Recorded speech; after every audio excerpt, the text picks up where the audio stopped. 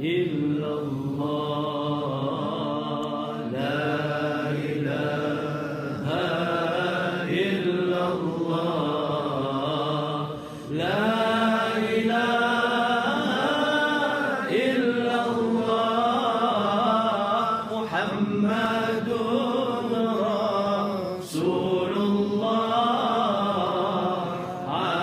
عليه صلاة الله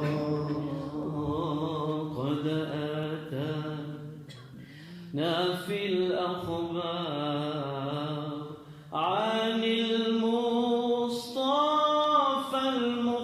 المختار أن أفضل الأذكار لا إله إلا الله لا إله إلا الله لا إله إلا الله محمد رسول الله عليه صلاة الله هي شفاء الصدور هي نور على نور ذكر ربك الغفور لا إله إلا الله لا إله إلا الله لا إله إلا الله محمد رسول الله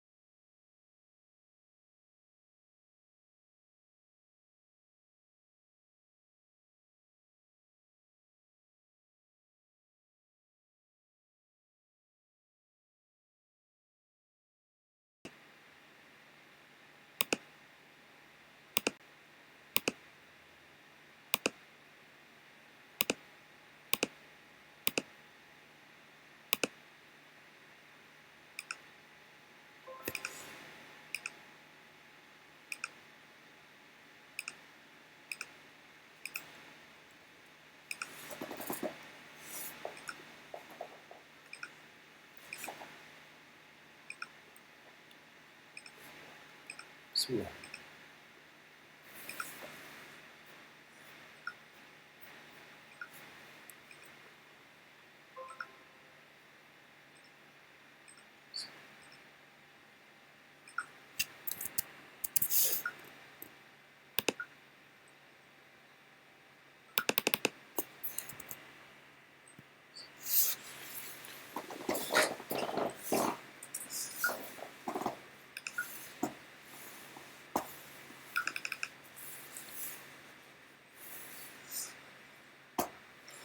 بسم الله الرحمن الرحيم الحمد لله رب العالمين والصلاة والسلام على أشرف المرسلين سيدنا وحبيبنا مولانا محمد صلى الله عليه وسلم وعلى آله وأصحابه وسلم.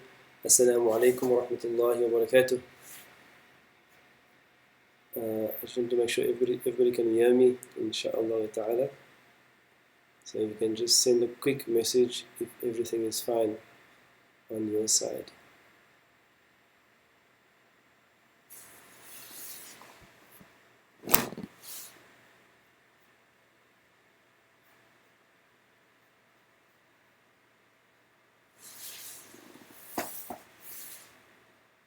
Okay, Bismillah. So let's all start the dua together. Bismillahir Rahmanir Rahim. سبحانك لا علم لنا إلا ما علمتنا اللهم علمنا ما ينفعنا وزدنا علما يا مقلب القلوب ثبت قلوبنا على دينك آمين. So once again, Assalamu alaikum wa rahmatullahi wa barakatuh. Welcome to the third online class, Alhamdulillah. We start as always with the praises of Allah Ta'ala. We ask Allah to grant us beneficial knowledge that will move our hearts and move our minds and move our lives towards Him. And we ask Allah to turn our hearts through these lessons towards Him. Allahu wa Ameen. So Alhamdulillah, I'm going to get straight into it. Alhamdulillah, we're running a bit late. Apologies for that. I can't blame traffic, but let's Bismillah inshallah. So we're going to start straight away with sentences. And you had lots of homework to do, which we'll get to now, inshallah. So, sentences we mentioned in Arabic, there are, what's a sentence in Arabic?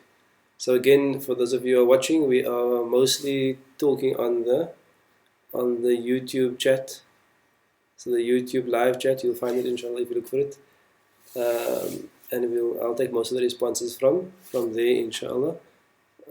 Facebook as well, but it's a bit delayed sometimes, so let's just stick with YouTube. So we said the sentence, mashallah, sister, who's his brother? Brother Munir, mashallah. Sentences in Arabic is a jumla. A sentence in Arabic is a jumla. And we mentioned last week that there are two types of sentences in the Arabic language, which means that in the entire language, there are only just two types. What's the first type called? Or give me the names of the two types, Bismillah.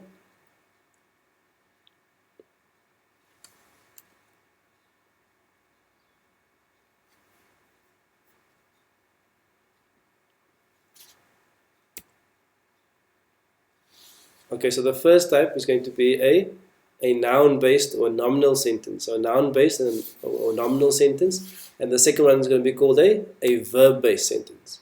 So the one is an ism-based sentence, and the other one is a fi'l-based sentence. We call the noun-based sentence, we call it al-jumlatul ismiyya. We call it what? Al-jumlatul ismiyya. You can say it with me as well, like we do in class. So you get used to the words al-jumlatul ismiyya. And the verb-based we call what? We call it al-jumlatul fi'liyya. Let's all say it together. Al-jumlatul fi'liyya. Again, al-jumlatul fi'liyya. So those are going to be the two types of sentences that we have in the Arabic language. Now, a verb-based sentence, we mentioned has three parts. So we'll do this example on the screen here. It says, Nasara al-Muslimu al-Taliba. So those are three parts. Nasara al-Muslimu al-Taliba. So we're focusing today on verb-based sentences. So the first thing we have is that we have a verb. So when do you know when you have a noun-based sentence and when you have a verb-based sentence? It's very easy for a verb-based sentence. Whenever you have a verb, you have a verb-based sentence. So let me say it again. Whenever you have a verb, you will have a verb-based sentence. So I see the verb nasara. I see the verb nasara. So therefore I'm going to know that nasara is a verb. Therefore I have a jumlatul fi'liya. A jumlatul fi'liya, a verb-based sentence. So the word nasara means helped. So I have to find who helped. I look at the end of the word nasara. I look for something attached to it like nasaru or nasarta or nasarti or nasartu or nasarna. I look for any of those things attached to the end of nasara. If I don't find anything there, I look to the left. Then I see the word al-muslimu. The word al-muslimu in this here will be the doer of the verb. It will be the subject of the verb. So nasara al-muslimu means that the Muslim helped. The Muslim helped. And I see the word at-talibah, and I know the Muslim helped the student. The Muslim helped the student. So the translation of this sentence is the Muslim helped the student. But the question is, how do I know who helped who? Very simple. The one who helped, what do we call the doer and what do we call the done upon?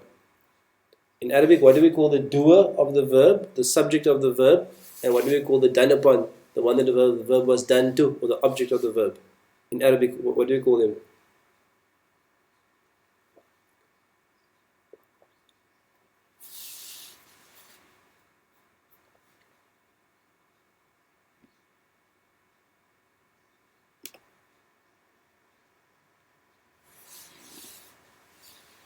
Good. The fa'il is a doer, mashallah. And the done upon is what? So the fa'il is the doer of the sentence, and the done upon is what? Maf'ulun bihi. Good, mashallah. So the fa'il and the maf'ulun bihi. The fa'il is the doer, and the maf'ulun bihi is the done upon. How do I know when I have the fa'il? The fa'il will always be in which state? In raf'un state. The fa'il will always be in raf'un state. The maf'ulun bihi, the done upon, will always be in nasbun. So if I look at the sentence, the al-muslimu ends with the therefore it is raf'un. Therefore al-muslim is the doer. If I look at at-talibah, it ends with the therefore at-talibah is the done upon because it is nasbun. Okay, so this is the basic lesson that we learned last week. So if you're okay with this, then you're basically okay to carry on. Simple concept, Jumatul Fi'liya has a verb-based sentence, has a verb, someone or something that does the verb, and someone or something that the verb is done to. The verb is called the fi'l, the one that does the verb is called the fa'il, and that one will always be in raf'un. And the one that the verb is done to is called the maf'ulun bihi, and that ism will always be in nasbun. So that's a simple lesson from last week.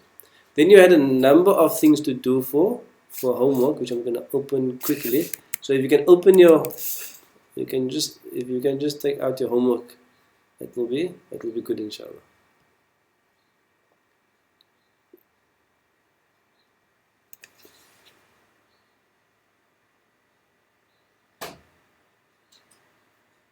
Okay, so your homework. I'll actually do it with you now, so we can just mark it collectively, inshallah.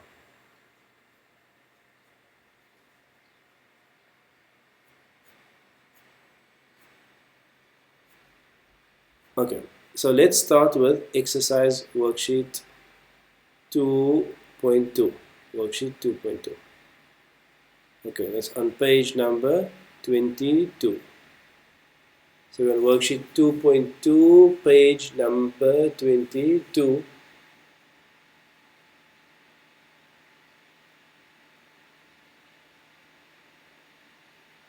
Okay, if you don't have a workbook, then you will find it on the Mizan website under lesson files, under Mizan online, if it's working. Okay, so let's go. We'll go to each one, inshallah. So the first one says, study the examples below and deduce the rule for identifying who the subject doer of the sentence is and who the the object is. This we already covered actually most of it. Let's translate quickly. Nasara al-mudarrisu al-taliba. So which of those two is going to be the doer? It's going to be the teacher. So number one is the teacher helped the student. Next one, number two, Nasara al-mudarrisa al-talibu.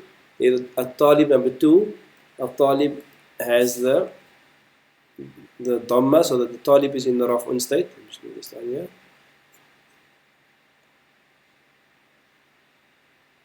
Okay, that should be a bit bigger. So that's number two. Nasara al-mudarrisa al-talibu. So for the student, help the teacher. Next one, Nasara al-waladu ar-rajula. Translation there is, who did the action? Al-waladu, the boy. The boy helped the man. So what we're trying to do basically is see the pattern that the one that does the action is always in raf'un. For example, Nasara al-walada, number 4, ar-rajulu. Nasara al-walada ar-rajulu. Between the two, who did the action? The one in raf'un. So ar-rajul, the man, helped the boy. Next one, Nasaru waladun al-muslimina. So between those two, who's in raf'un? Waladun is in raf'un. Therefore, it is a boy helped the Muslims. Number 6, Nasara al-walada al-muslimuna. Again, walad is nasb, al-muslimuna is raf'un. Therefore, we say the Muslims helped the boy. And the last one here, Nasara al-muslimuna, number 7, waladan, the Muslims helped a boy. So those are the examples, and from there you were supposed to deduce, which you knew already, that the fa'il is always in raf'un and the maf'ul bihi is always in nasbun. Now if we go to number 8, let's do the answer together. Nasara at-talibu al-muslimah. Who wants to give me the answer? Number 8.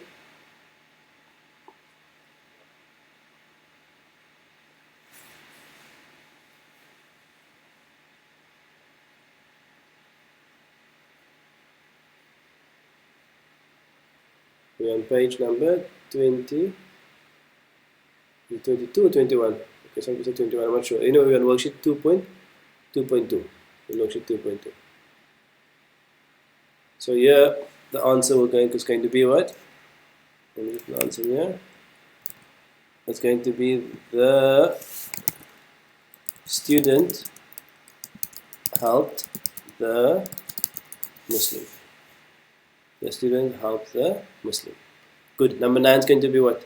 Nasara al-taliba muslimun. So who is the doer here? The doer here is going to be the one in raf'un, the one with the u, or the una, or the ani. So the muslimun has the un on, therefore muslimun is the doer. So muslimun translates as what? A Muslim. A Muslim helped the student. Okay, you can post the answers as we go, inshallah. Number 10. Nasara al-talibani al-muslimaini. So we have ani, aini. Ani, aini, which are both due.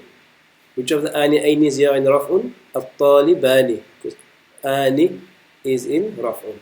So al-talibani means what? The two students. So if you're wondering where the Taliban comes from, the Taliban actually doesn't come from a ta, it comes from a ta. It's actually the Taliban. There are two students, I don't know them, but that's where the word actually comes from. The two students helped the two Muslims. Okay, the two students helped the two Muslims, because al-muslimaini. Good. Next one. Nasara al-talibaini al-muslimuna. Nasara al-talibaini al-muslimuna means what? Al-talibaini means the two students, and al-muslimuna means the Muslims. And we know from our previous work, hopefully you know this, una is a male plural and it's in raf'un. Aini is going to be a due which is in nasbun. You with me? Inshallah. So al-muslimuna, the answer here is that between the two, al-muslimuna is in raf'un. Therefore it's going to be the Muslims helped the two students. Okay, all good.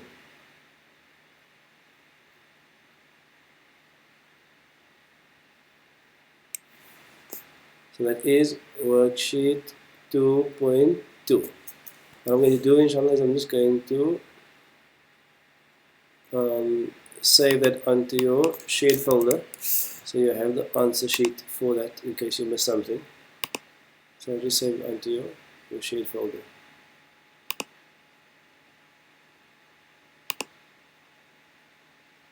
So week number 3, this is Nahu 1. So this is Nahu exercise 2.2 answers.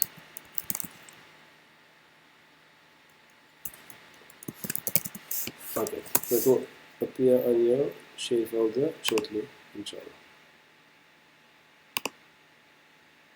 Next one.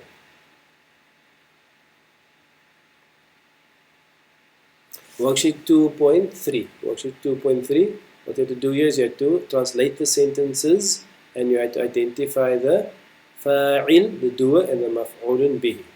So we'll do it very quickly because I know this is very easy for you.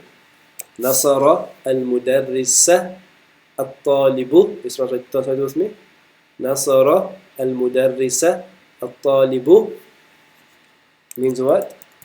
Al-talib can see is the doer there. The fa'il is al-talib, so it's the student. You can see it's the doer. And helped the teacher. Mudarris is a teacher. Next one. Nasara al-mudarrisani al-talibaini. Number 3. In worksheet 2.3. Nasara al-mudarrisani al-talibaini. Nasara means helped. Ani aini again. Ani is raf'un. So therefore al-mudarrisani is the doer. Therefore I say the two teachers helped the two students. With me? All good? Next one, number 4. Nasara al-mudarrisuna talibaini, which means what? Al-mudarrisuna means the teachers. The teachers helped two students. The teachers helped two students. Next one. Nasara al-mudarrisuna at-talibaini. So you're practicing your una, ani, aini, your raf'un, nasbun. Al-mudarrisuna here means the teachers. The teachers helped the two students. Next one. Nasara mudarrisun at-talibaini. Nasara mudarrisun at-talibaini. You can see mudarrisun is the fa'il there, the doer. At-talibaini is the maf'ul bihi. If I say a teacher helped the two students. Next one. Nasara al-mudarrisani at-taliba. You keep practicing where's the raf'un, where's the nasbun. Where's the raf'un here? It's going to be al-mudarrisani. It's going to be the two students, the two teachers helped the student.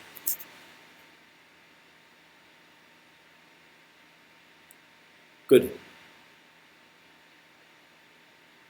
Last 3. Nasara al-mudarrisuna at-talibah. Nasara al-mudarrisuna at-talibah. So Nasara means helped. Al-mudarrisuna is the one in raf'un. Therefore it's going to be the teachers helped the student.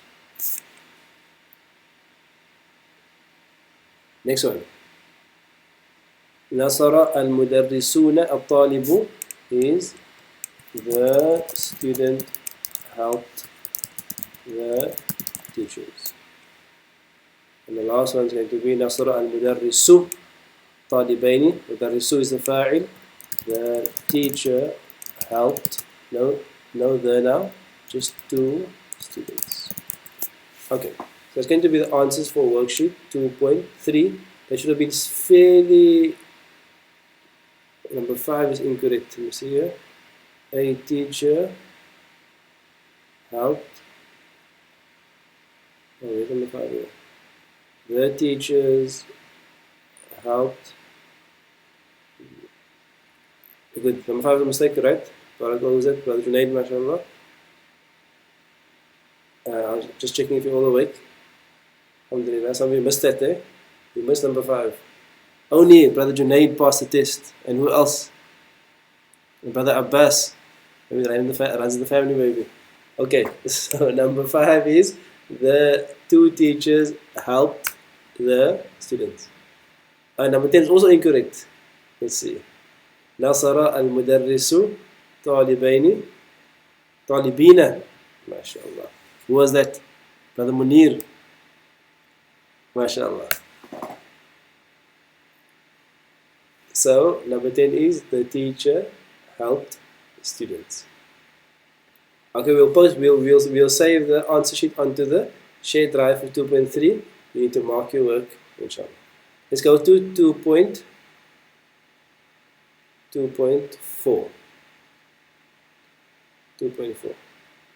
2.4 is a bit more tricky, because in 2.4 you have to take an English sentence and you have to produce Arabic, which is always more difficult. You're going to find it's always much easier for you to go from Arabic to English than it is to go from English to Arabic. It's easy to hear or read or see Arabic and translate it into English than it is to see English and try to produce Arabic. Okay, but both practices obviously are good. So we're at worksheet number 2.4. Worksheet 2.4. So here number B, it says, I saw a Muslim. So I think one of the first things to work out is that, is a Muslim the fa'il or the maf'ulun bihi? Is a Muslim the fa'il or the maf'ulun bihi? In this case here, the Muslim is a maf'ulun bihi. There's going to be nasbun, that's the first thing. Then the second thing, you must work out whether it's single, dual, plural, and whether it's male or female, and whether it's indefinite or definite. So there's quite a few factors for you to take into account. So a Muslim here, let's assume it's going to be a male, and there's no the, so it's going to be Muslimun. The answer is going to be Muslimun, sorry, Musliman. And also Musliman, I add an alif just for spelling.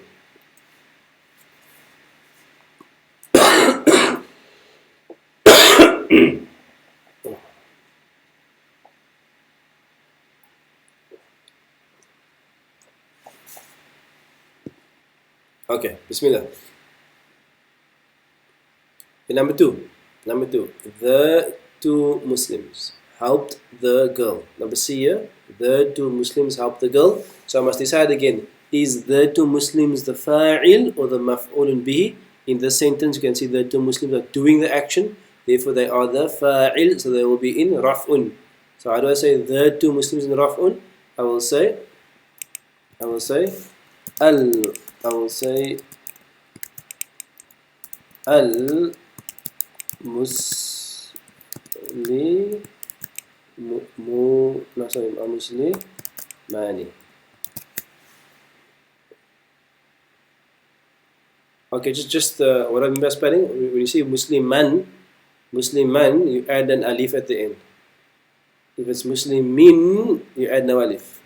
In other words, Muslimin, you add no alif, and Muslimun, you add no alif, but Musliman, you add an alif in the way you write it. So I mean that by spelling. Okay, next one. Zainab helped the Muslims. So Zainab helped the Muslims. So the Muslims here what?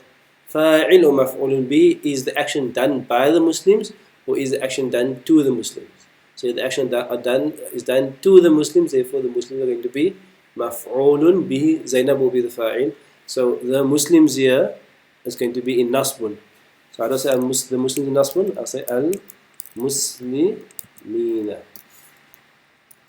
Okay, so I'll say al-muslimina.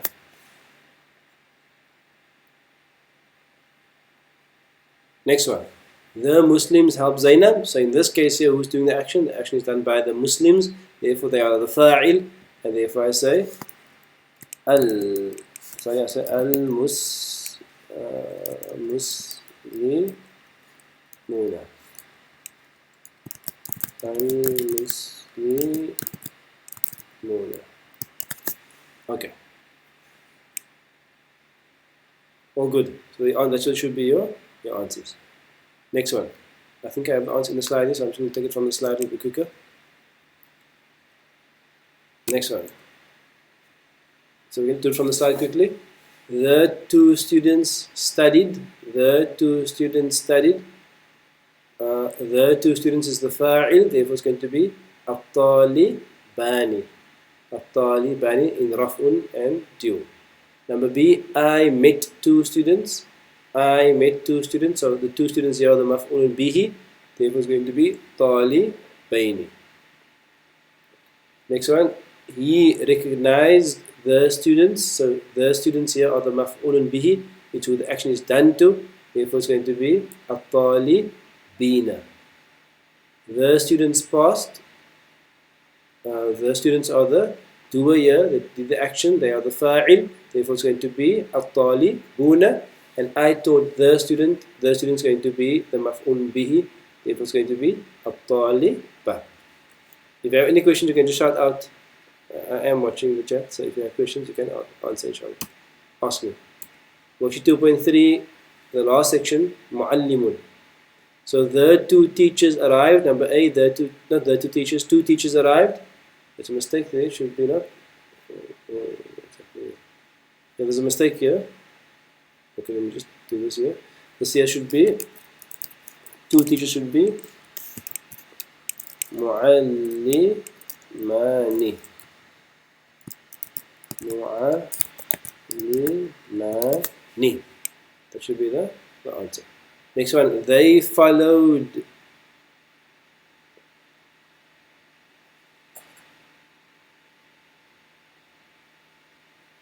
No, A is incorrect. Oh yes. A is incorrect. There should be al-muslim. Next one. B, they followed a teacher. A teacher here is the maf'ulun bihi, so it's mu'alliman. Mu'alliman.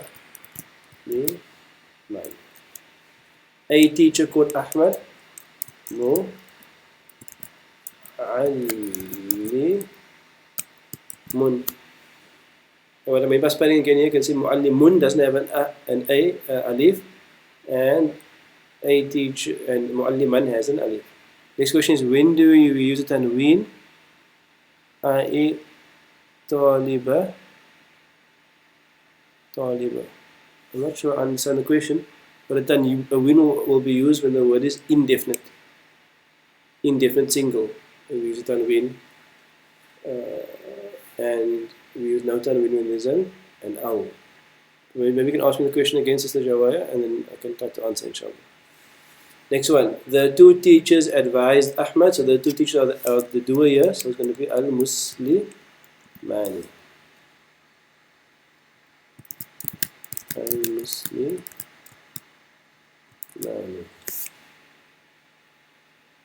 And we don't use tanween for duals and for sound plurals. For duals like muslimani, muslimaini, no tanween. Muslimuna, muslimati, no tanween. The female plural we use tanween for. The Ahmad called the teachers al-muslimina. Okay. So that's going to be the answers. We'll post all the answers there onto the site, inshallah, will be sent to you as well. Okay. Are you guys okay? Is D correct? The two teachers advised Ahmad. Yes. Is D under section the two teachers al-muslimani? Yes. That is correct. Any mistakes? No, sorry, not Muslim, mu'allim. Sorry. Maaf.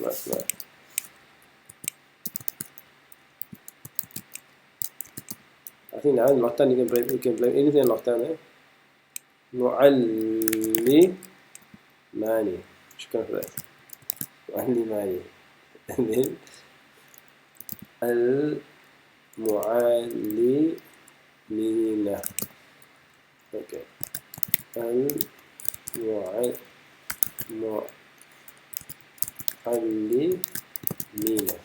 All good. Sort it out. No. And the last one is going to be number 2.5. The last one is 2.5.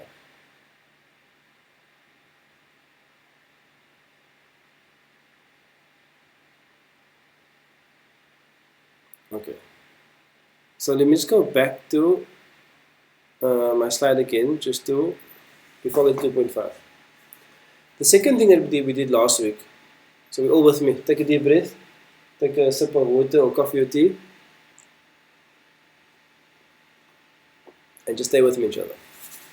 The second thing we did last week is that we spoke about how do we identify the doer or the subject. And we mentioned this term Eli. Eli means end left in. End left in. What does this mean? Whenever I have a verb, a ma'loom verb, but let's say a verb for now. Whenever I have a verb, I have to find the doer. I have to find the doer.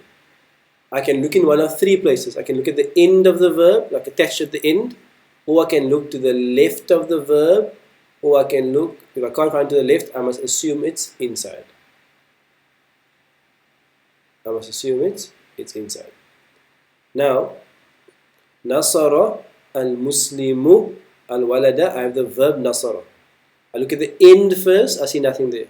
There's no Nasaru or Nasarta or Nasarti. If I don't find anything attached at the end of the verb, I look to the left, I'm looking for something in Raf'un, I see al-Muslimu, therefore the Muslim is the doer there. The Muslim is the doer. Next one. Nasaru al-walada. Nasaru, I see the verb Nasaru. I look at the end, I see something there. I see that U part there. Therefore, the thing at the end there of Nasaru is the doer. With me. So that's the end. Next one. Nasara al-walada. I look at the end of Nasara, I see nothing. I don't see Nasaru, Nasartah, Nasarti. I look to the left, I see no word in Raf'un. So it's not at the end, not on the left. Then I must assume that the doer is inside. And finally, so those are the three places. Either at the end, or the left, or the inside. And for example, the last one here is also at the end, Nasartu al-walada. So exercise 2.5, you had to, what's the question here? Study the examples below and deduce the rule for identifying where the subject doer of the verb is. Based on this, create a rule on how to find the doer, then translate the bottom 5 sentences. Okay, so you don't have to create the rule I've given it to you. The rule is that the doer will either be at the end, or at the left, or inside. And I look for it in that sequence. So number 1, Nasara ar-rajulu al-walada, the doer there is on the left. On the left, there's a doer there. Nasaru al-walada, the doer is at the end. Nasara al-walada, the doer is inside. Why it's inside? Because it's not at the end, it's not on the left. Next one, Nasarat al-bintu al-walada. I want to just pause here for a second. There's something new. Nasarat. Nasarat. Now you might look at Nasarat and see a ta at the end, and then you'll be tempted to say that the ta at the end,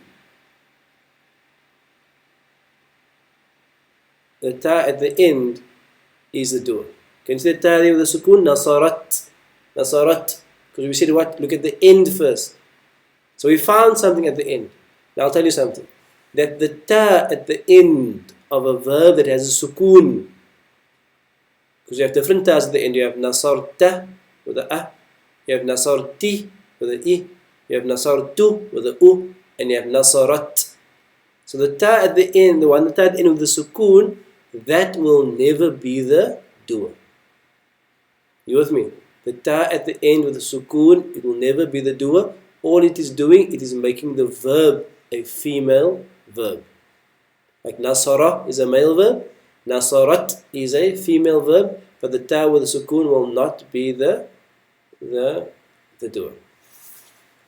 I'll answer your question now, inshallah, Sister Nabila. Nasarat al-bintu al-walada. So if I look at the end, I don't see any doer there because the ta with the sukoon is not the doer. If it's nasarta, yes. Nasarti, yes. Nasartu, yes. But nasarat, no. If I don't find it at the end, I look to the left. And at the left, I find al-bintu. Therefore, that is going to be the doer. So the girl helped the boy. Next one. Nasarti al-walada. Nasarti al-walada. Nasarti means what? You, one female, helped the boy. Therefore, do is at the end. And the last one here is nasarat al-walada. Nasarat al-walada means what? Okay, let's go slowly, quickly here. Nasarat al-walada. All focus with me. Nasarat al-walada. Nasarat, I'm looking for the doer. Nasara means helped, but who helped? I look at the end. I look at the ta with the sukoon. The ta with the sukoon can't be the doer. Okay, it can't be the doer. Why? That's just the rule. Because the ta with the sukoon just is there to make the verb female. That's all. It's not to be a doer. And then, if it's not at the end, I look to the left. I see nothing rafun on the left. If it's not left, I must assume it's inside. I must assume what? It's inside. And you will know from your scale, Nasara, he did. Nasaru, they did. Nasarat, she did. So what's inside there? There's a she inside there, and she in Arabic is here. She in Arabic is here. There's a she inside. Okay. We'll answer some questions quickly here. Question number 1 is, if there are no harakat on the letters, how do you identify which one is raf, nasb, jar, or doer done upon? So basically, most Arabic text has no harakat. You will know it through the context. When you're reading a story, you will know it through the context. You know who the fa'il and the maf'ul bihi is in that way. Next one. So fi'l, fa'ala and fa'alat has the same rule. Tawheed, okay. So fa'ala and fa'alat has the same rule, yes. What do I mean by the same rule? And Brother Junaid, must tell me what you're confused about. So fa'alat and fa'ala have the same rule. In other words, fa'ala, there's no doer at the end there, and therefore, if I can't find it at the end and I can't find it at the left, it must be inside. With fa'alat, there's no doer either at the end. It must be, okay, let's go slowly again. With fa'ala, there's no doer at the end. And with fa'alat, there's no doer at the end either. Bismillah. Why is nasarat doer also not at the end?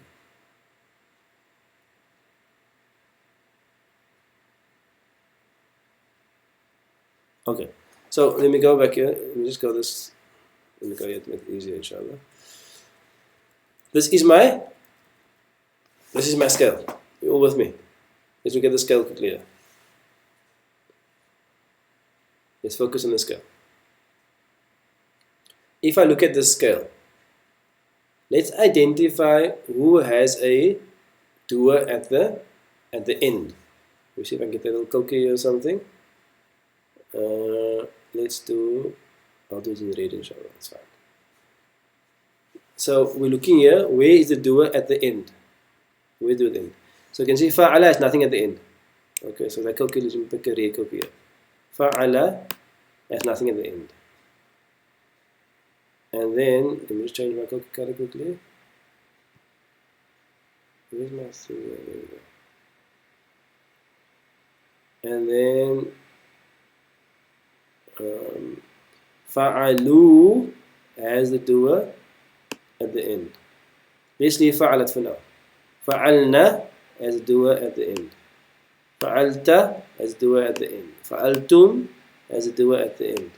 Fa'alti has the doer at the end. Fa'altunna has the doer at the end. Fa'altu has the doer at the end. And fa'alna has the doer at the end. So the only one that's confusing here is fa'alat. Because fa'alat appears to have something at the end. It has a ta at the end there. Simple. It has a ta at the end there. But that ta at the end there is not the doer. That ta at the end there is That ta at the end there is not the doer. That ta at the end there is to make the verb female. Okay, so you don't have to maybe understand it, just know it. That all the ones on the Maldi scale, all the ones at the end there that is the doer, except for fa'ala and fa'alat, they don't have a doer at the end. The ta on the fa'alat is only to make the verb female. Yeah, so to understand, yes. So Brother Junaid, I think you're with me. The ta with the sukoon is just there for femininity. The ta, let me say it again, the ta of fa'alat with the sukoon is only there for, I'll put the if there, this ta here is only for, to make the verb female. That's all it is there for. Whereas the other tas are there and the other endings are there to indicate who the doer is. So, for example, if I have a sentence where I say Nasara al-Muslimuna al-Walada. Nasara, you on top here the first sentence. Nasara al-Muslimuna al-Walada. Nasara. If I look at the end, there's no doer there. There's no doer there. So I look to the left, I see al-Muslimuna. Therefore, al-Muslimuna is the doer.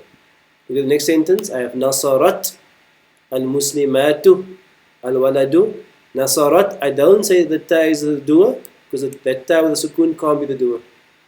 So therefore I have to look to the left and I see the al-Muslimatu is the doer.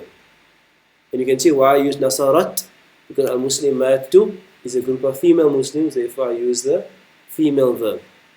Whereas al-Muslimuna is the male plural, I use the male verb.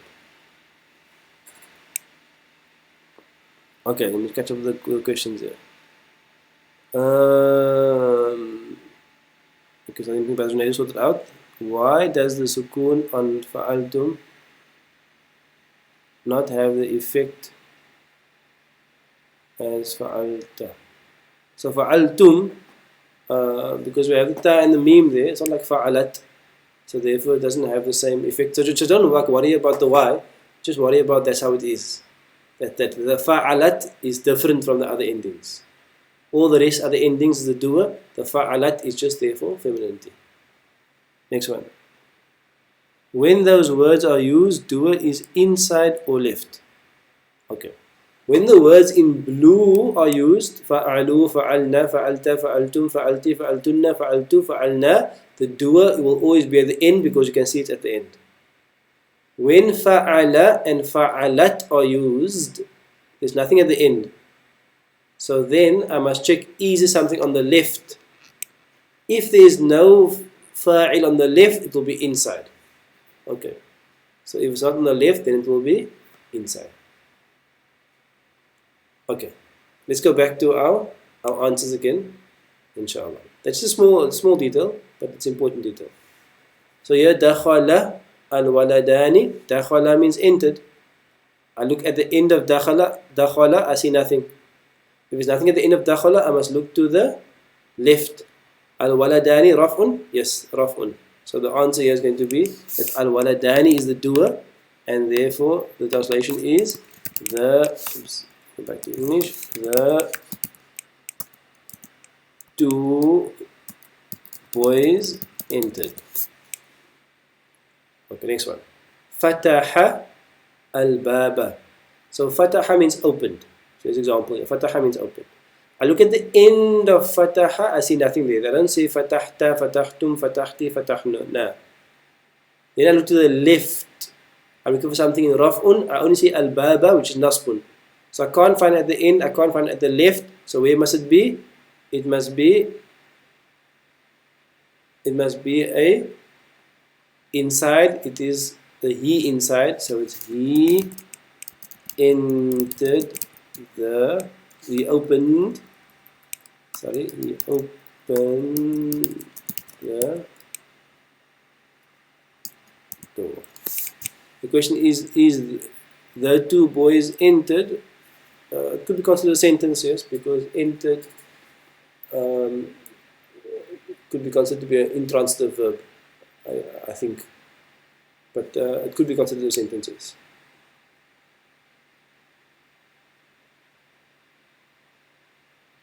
Hasiba means to think. Hasiba means to think. So again, hasiba, al-talibani, hasiba. I look at the end of hasiba, I see nothing there. If I don't see at the end, I look to the left, I see al-talibani. So therefore, al-talibani is going to be the doer. So it's going to be the two students thought. Okay. Not every verb will have a maf'ulun bihi. Next one. Sami'a. Al-adhana. Al-muslimuna. Sami'a means heard. Look at the end of Sami'a, I see no doer there. Look to the left. Al-adhana. Al-adhana is not going to be nasbun. Al-muslimuna is going to be raf'un. So al-muslimuna is the fa'il on the left. So now I don't say the fa'il is inside anymore. I say it's on the left because I found the fa'il on the left. So the Muslims heard the adhan is fine. Okay. Last one. Daraba al-waladu ar-rajula. Daraba al-waladu ar-rajula. Daraba means hit. Daraba means hit. At the end of daraba, I see nothing there. If I see nothing at the end, I look to the left, I see al-waladu. If I found the fa'il, I stop looking basically. If I found the fa'il, al-waladu, the boy hit the man.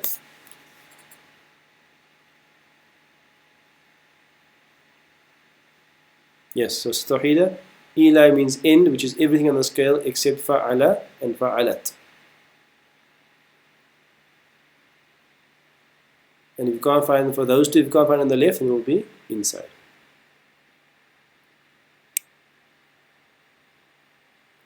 With the done upon, okay, with the done upon, the maf'ul bihi is always in nasbun. So if you have a done upon which is al-talibina al-talibaini or al-muslimaini, where we know previously we said al-talibaini can be nasb or jar, while muslimina can be nasb or jar. If it's in the context of a verbal sentence, it will always be nasb and not jar. How that answers your question. Okay. We have to move to new work, but the new work is similar to the old work. But are there any other questions on this? Let me first pause for a second. Are there any other questions on this? Bismillah.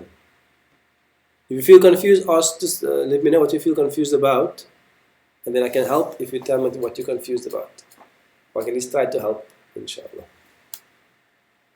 If you're okay, then give us a yes, or I'm good, or I'm okay.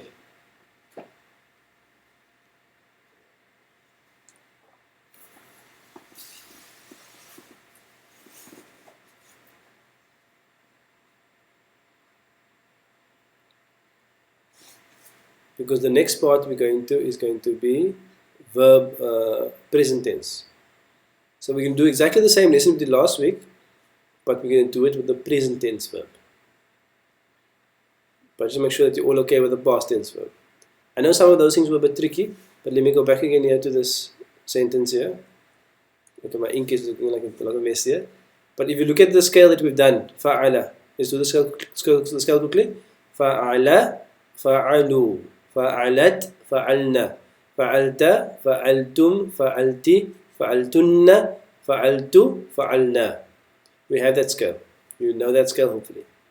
In that scale, all the ones on the screen that has blue on, all the ones on the scale on the screen that has blue on, فعلوا فعلنا فعلت فعلتم فعلتِ فعلتن فعلتُ فعلنا, all of those ones, the doer is on the verb. It's at the end of the verb. So if I ever see any of those in a sentence, I've already found the doer because it's on the verb. You with me? I found it. The only two which don't have it on the verb is fa'ala and fa'alat. And I'm going to repeat again that ta with the sukoon and fa'alat is there for femininity. Excuse me 1 second.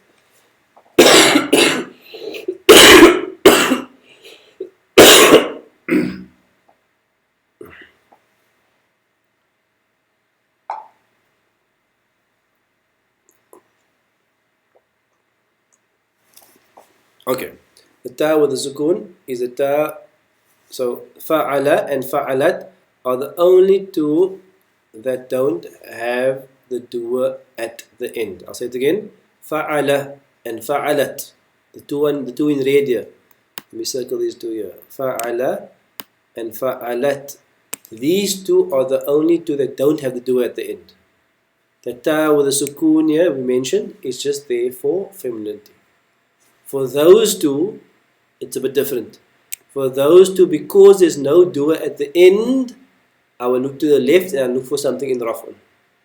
Al-Muslimuna, Talibu, Muallimun, something like that. If I don't find it on the left, then I will assume it's inside. It will be either a he did or a she did. So that's basically, in summary, where we are. Next one, verbal sentences. I'd like to take a moment, inshallah, and just translate the first one. Hopefully you know your present tense verb, yansuru. Let's go through quickly. Yansuru, yansuru, yansuruna. Tansuru, yansurna. Tansuru, tansuruna, tansurina, tansurna, ansuru, nansuru. So, can you translate the first one for me? What's the first one?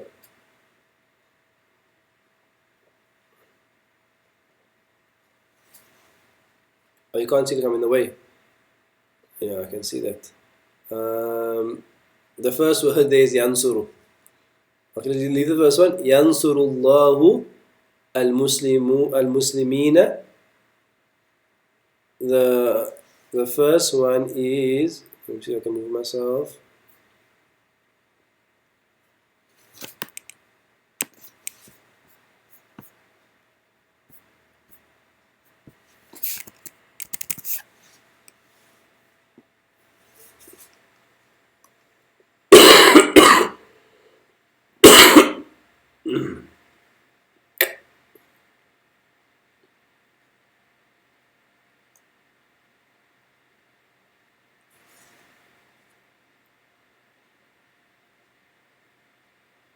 So what's the first one? Allah helps the Muslims. So the same logic I'm applying. Yansuru means is helping, helps, is helping. Again, I'm going to apply the same logic. If I don't find at the end, can you see yansuru? There's nothing at the end here. There's nothing here at the end here. If it's not at the end, I look in the left and I find the word Allah. The word Allah there, lafzul jalala, the word Allah is going to be the doer. So who is helping? Allah is helping, or will help, or helps the Muslims. So those are all fine. Allah is helping, Allah will help, Allah helps the Muslims. Next one. Yansuruna al-muslimina. Translate for me.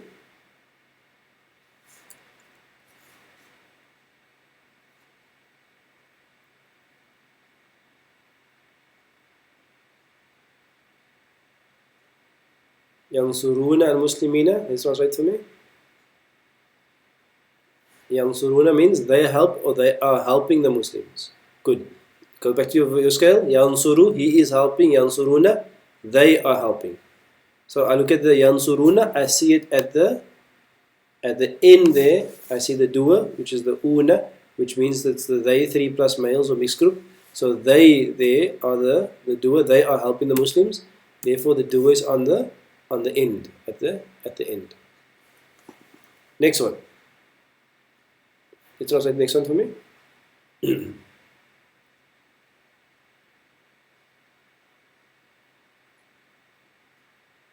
Yansuru al-muslimina.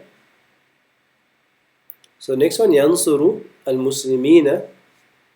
Yansuru means helping. Yansuru means helping. I look at the end of yansuru, I don't see anything there. You can see nothing here at the end here. Something at the end here. I look to the left of yansuru, I look for a word in rafun, I see nothing to the left. If it's not on the end, not on the left, where must it be? It must be inside. It must be inside. And what's inside there? There's a he inside there. There's a huwa, a he inside there. And that means he is helping the Muslims. And that's how you learned it basically in Sarf. Yansuru, he is helping. All good. Can you translate the next one for me? Ansuru al-Muslimina. Ansuru al-Muslimina. Can you translate it for me?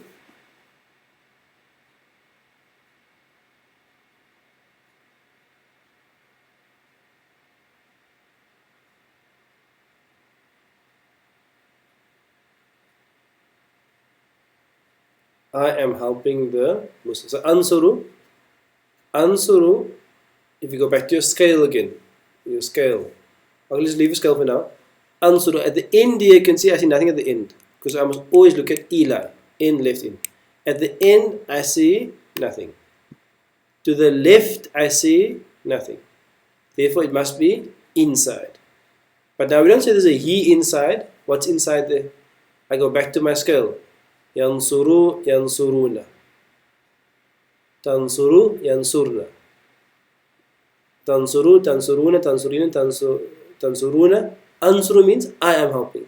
So therefore it's ansuru, therefore inside there's going to be something called an ana. Ana in Arabic means an I. There's an I inside there. You with me?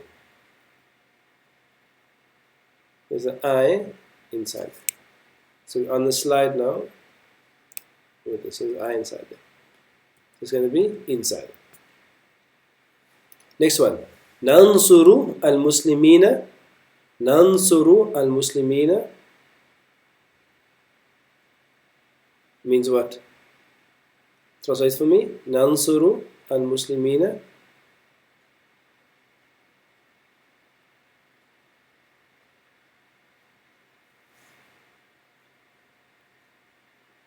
We. Good. So we, again I look at the end of Nansuru, I see nothing there. Out to the left, I see nothing there. If it's not on the end of the left, then the doer must be inside. Now what's inside there? Because it's nansuru, there's something called a nahnu inside. Nahnu in Arabic means we. Nahnu in Arabic means we.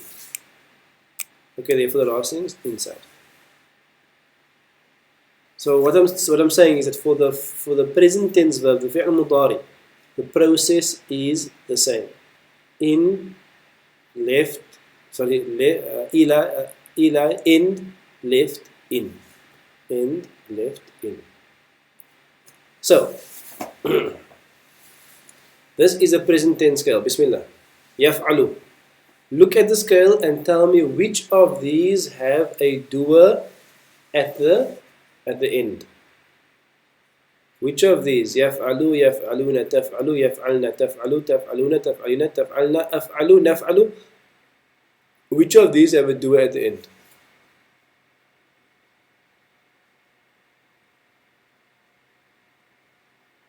So I'm going to my blue pen. So yaf'alu, no doer.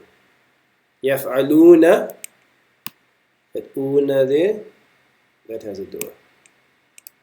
Taf'alu, no doer.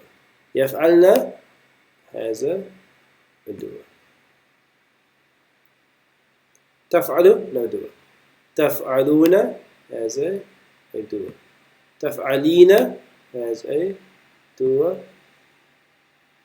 Taf'alna has a doer. Af'alu, no doer. Naf'alu, no doer. So we go back to that. At the end, with no doer, yaf'alu, there's nothing at the end. Taf'alu, there's nothing at the end. Taf'alu, there's nothing at the end. Naf'alu, af'alu, there's nothing at the end. Naf'alu, there's nothing at the end. So 1, 2, 3, 4, 5 of them have nothing at the end. So the same process with those 5. If I don't find it at the end, I will look left.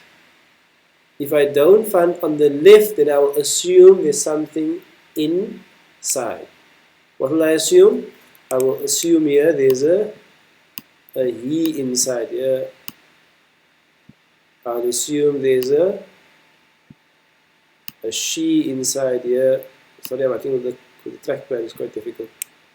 I will assume there's a U inside here. Because stuff other means U. U1 male, U1 M. I will assume here there's a I inside there because after means I am doing. And I will assume there's a we inside there. Okay, so that's it. The same process. Same process. Okay, sorry, leave out the colors for now. All good. Any questions on that? We go through some more examples. Leave all these other colors out for now.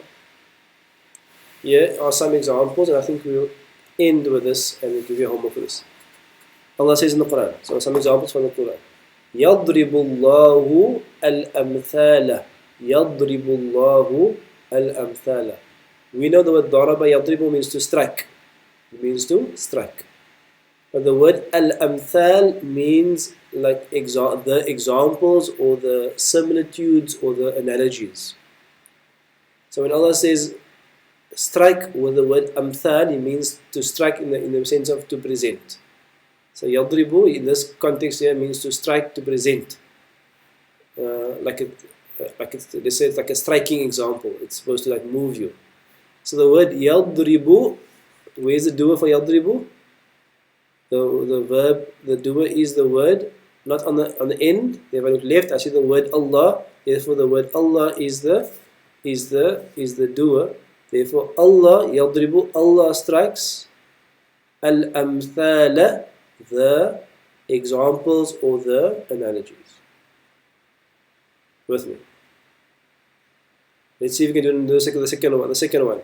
Yarfa'u means to raise. Ibrahim means Ibrahim, and al-qawa'id means the foundations. Can translate that portion of the ayah for me. Yarfa'u Ibrahim al-qawa'ida. Bismillah.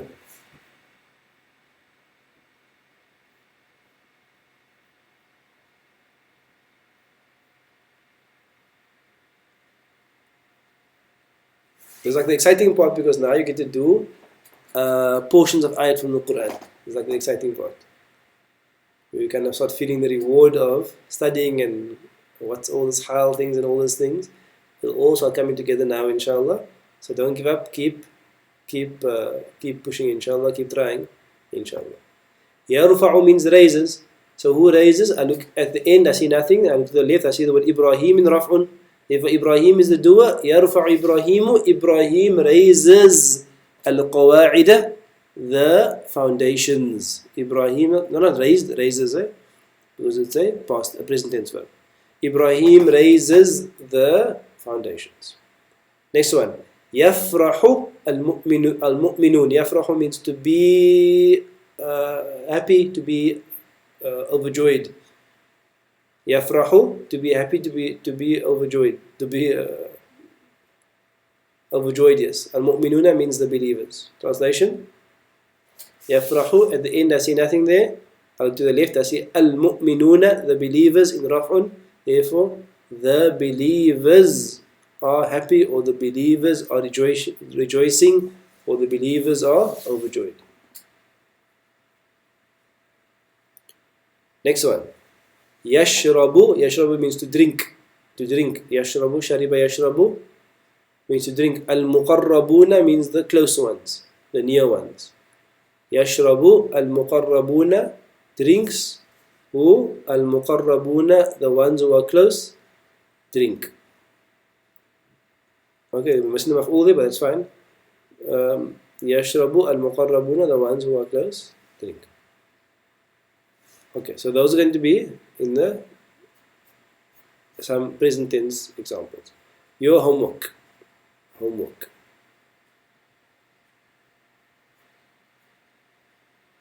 If I can ask you to do, let me see what I'm going to give you homework. So definitely you must do 2.6.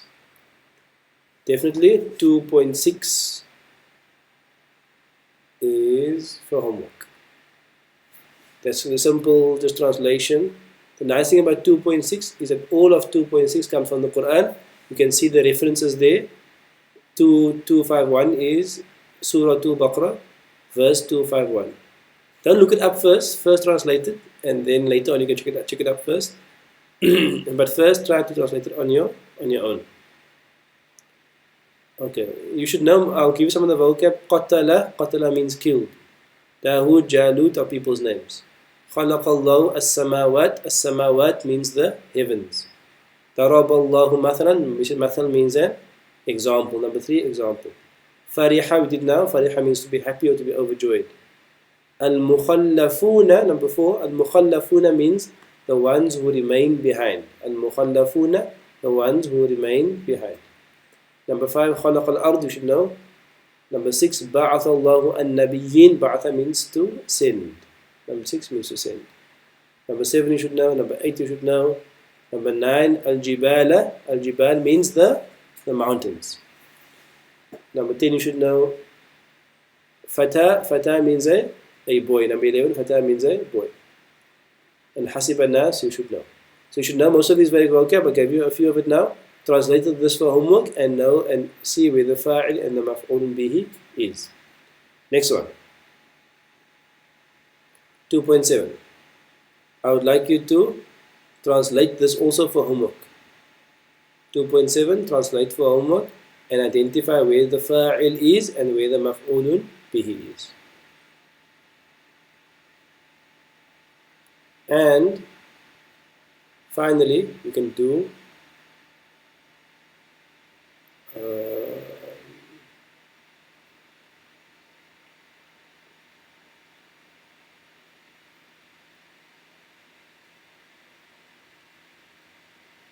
you can do 2.8 inshallah, just 1 to 7.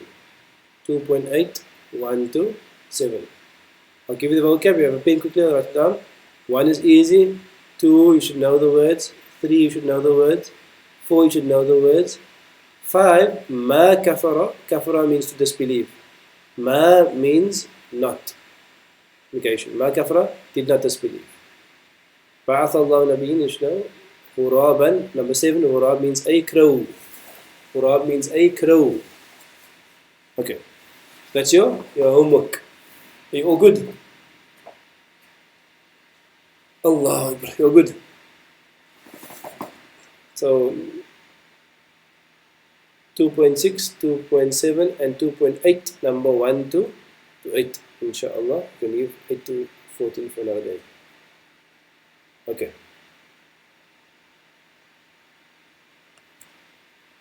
So let's take a moment.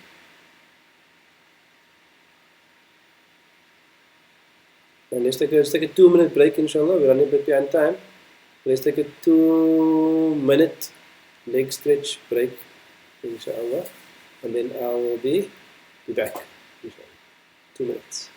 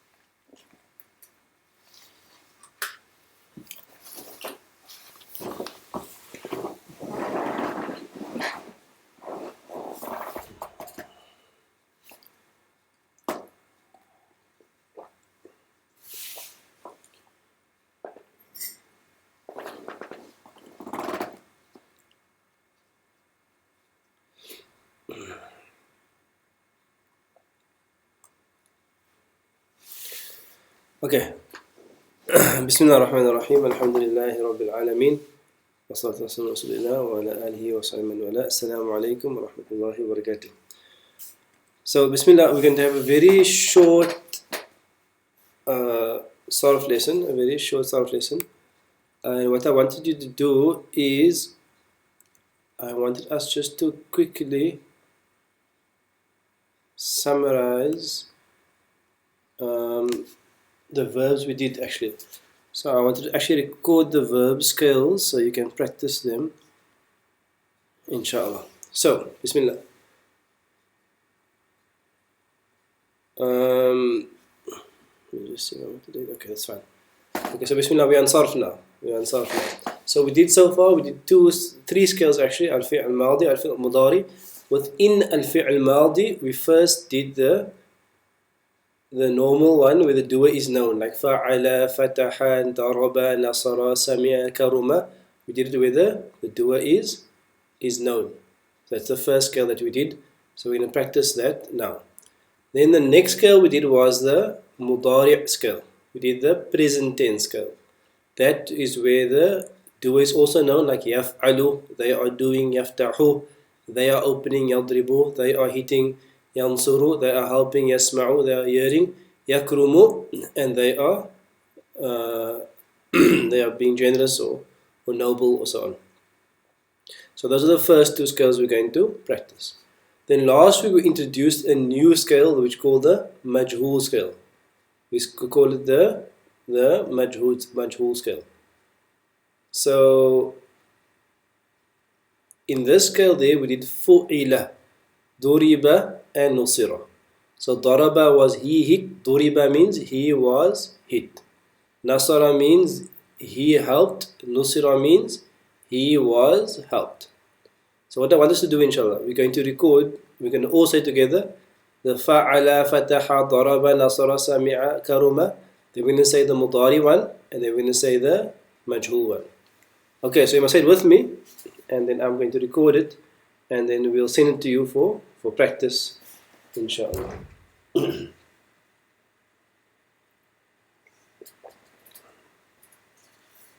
Okay, so Bismillah. Let's start with the الفعل المضارع فعل فعل فعلوا فعلت فعلنا فعلت فعلتم فعلت فعلتن فعلت فعلنا فتح فتح فتحوا فتحت فتحنا فتحت فتحتم فتحت فتحتن فتحت فتحنا ضرب ضرب ضربوا ضربت ضربنا ضربت ضربتم ضربت ضربتن ضربت ضربنا نصر نصر نصروا نصرت نصرنا نصرت نصرتم نصرت نصرتن نصرت نصرنا سمع سمع سمعوا سمعت سمعنا سمعت سمعتم سمعت سمعتن سمعت سمعنا كرم كرم كرموا كرمت كرمنا كرمت كرمتم كرمت كرمتن كرمت كرمنا نعود الفعل المضارع يفعل يفعل يفعلون تفعل يفعلن تفعل تفعلون تفعلين تفعلن أفعل نفعل يفتح يفتح يفتحون تفتح يفتحن تفتح تفتحون تفتحين تفتحن أفتح نفتح يضرب يضرب يضربون تضرب يضربن تضرب تضربون تضربين تضربن أضرب نضرب ينصر ينصر ينصرون تنصر ينصرن تنصر تنصرون تنصرين تنصرن أنصر ننصر يسمع يسمع يسمعون تسمع يسمعن تسمع تسمعون تسمعين تسمعن أسمع نسمع يكرم يكرم يكرمون تكرم يكرمن تكرم تكرمون تكرمين تكرمن أكرم نكرم. Now we're going to do الفعل الماضي المجهول فعل فعل فعل فعلوا فعلت فعلنا فعلت فعلتم فعلت فعلتن فعلت فعلنا ضرب ضرب ضربوا ضربت ضربنا ضربت ضربتم ضربت ضربتن ضربت ضربنا نصر نصر نصروا نصرت نصرنا نصرت نصرتم نصرت نصرتن نصرت نصرنا. So that is what you have to be able to say from memory like that smoothly, inshallah ta'ala. So we're going to forward that recording now to the first years, inshallah. Okay, you can forward to all the years, doesn't matter.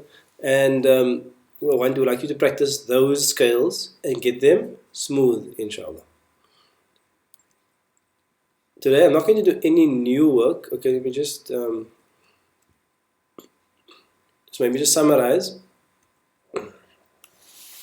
If you look at the screen, we see two headings on the screen. I'm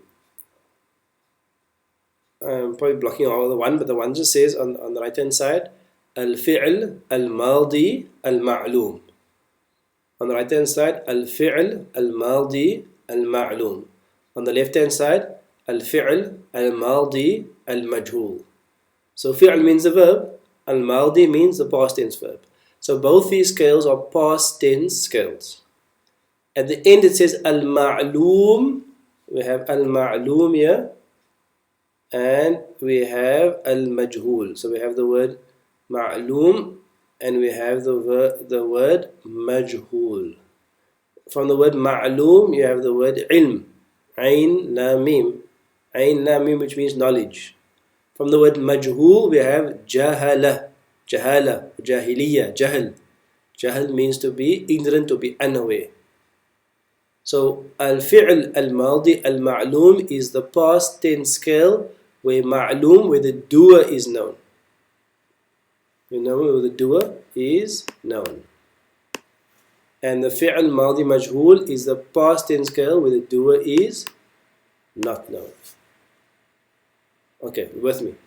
So if I come to the verb daraba, is the doer known? Yes, it's known because daraba means he hit. So the doer is the doer is known. If I use the verb duriba, which means he was hit, the doer there is not known. The doer there is not known or not specified. If I have the word darabu, it means they 3 plus males hit, or they 3 plus males are hit. Yes, the doer is known. It's they 3 plus males. If I have this the majhul verb duribu now, not darabu, duribu, it means they 3 plus males were hit, and then there the doer is not known. Just think about it. They 3 plus males, they males were hit. It doesn't specify who the doer is. Okay. And so on. Darabat, duribat, and so on. So this is what we covered last week. We covered this. For this week, I would like you to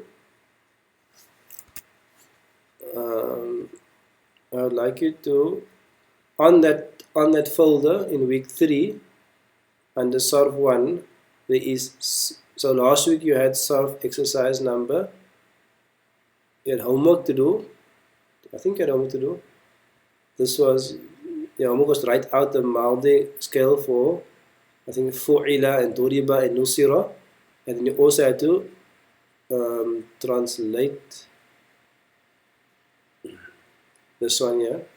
I won't go through this now, exercise 7. Let's leave it for now, inshallah. We'll send the answer sheet for that. But let's go through week number 3, Sarf 1. There is an exercise Sarf number 8. Nasrin, if you could just please send it to the classes as well. It's maybe easier if they have it in their WhatsApp as well. Sarf number 8. So in Sarf number 8,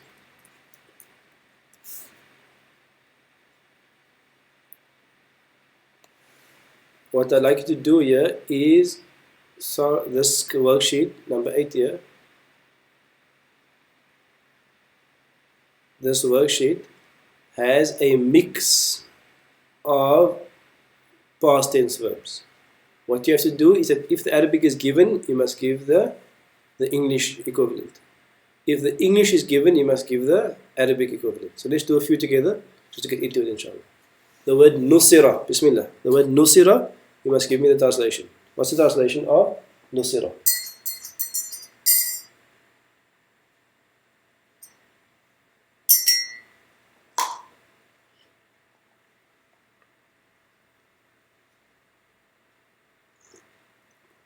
Also, if you're watching the live stream, then you must make sure that the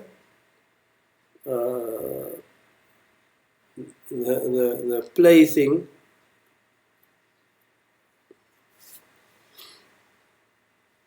we will email all the exercises as well, inshallah.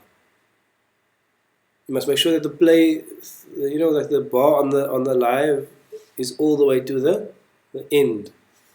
Let me just show everybody quickly because I think some people might be delayed in the broadcast. So if you go to YouTube and you add Mizan Institute, let's go here quickly.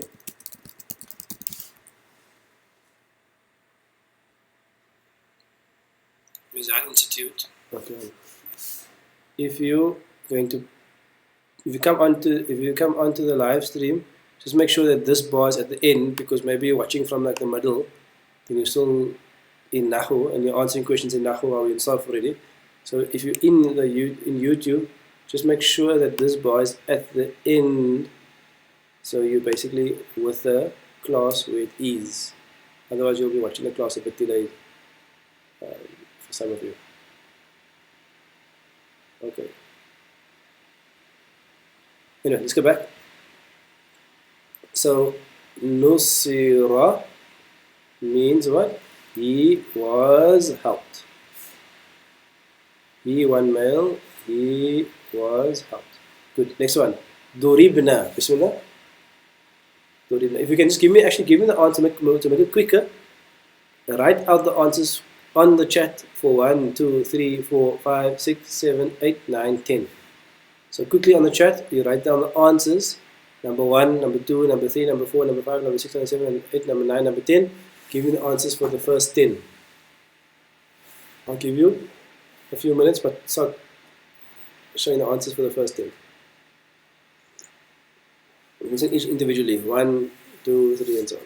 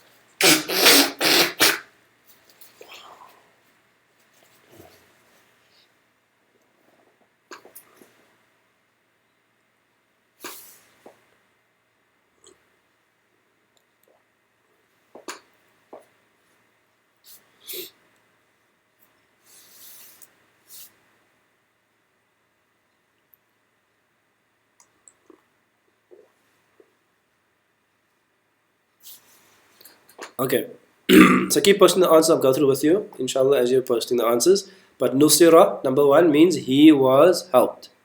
Nasara, the ma'loom verb, means he helped. But nusira means he was helped. Number 2, duribna.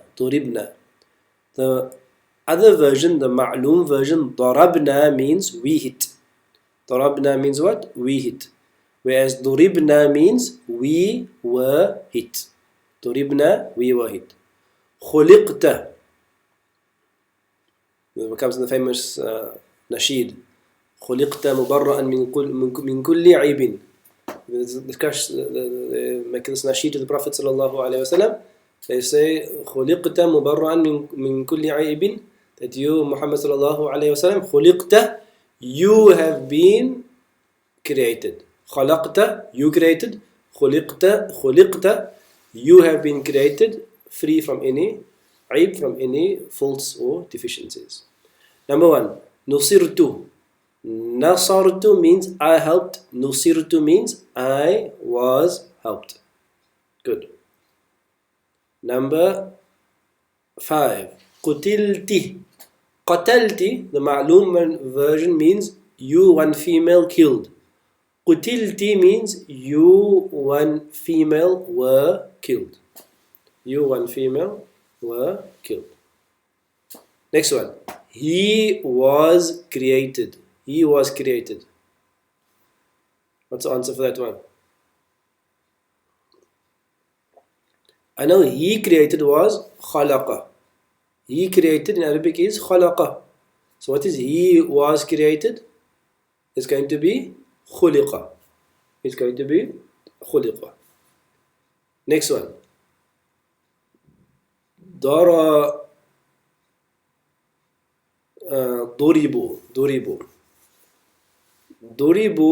Darabu means they, many males, hit. So duribu means they, many males, were hit. Next one. Khuliqu. Khalaqu means they created. خُلِقُوا means they were created. Good. Last two. نُصِرْتِ. نُصِرْتِ. Nasarti means you one female helped. Nasarti, you one female helped. So therefore, Nusirti is going to be you one female were helped. Last one, we were helped. We were helped. We helped is Nasarna. We were helped is Nusirna. Nusirna. Okay. So your homework is sort of exercise 8. It's going to be good practice for you. So two things for homework for solve. Number one, the recording we sent you. That first slide I showed you. The recording we sent you. And the first slide I showed you. Make sure that you're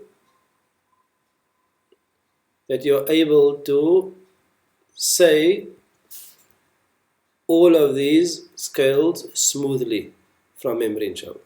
Be able to say that these scales from memory as we sent you in the recording. Homework number 2 is be sure to do worksheet number 8. And then next week, inshallah, we can go to the next scale, which is the present tense majhul. Okay, so please try to master this, try to get competent, inshallah ta'ala. The main thing about sarf is just practice. Lots of practice and application. There's not a lot to understand, but there's a lot of application. So just keep applying it and it will become smooth, inshallah ta'ala. And we'll end sarf with that, and we'll move on and end and just do our nasiha, inshallah.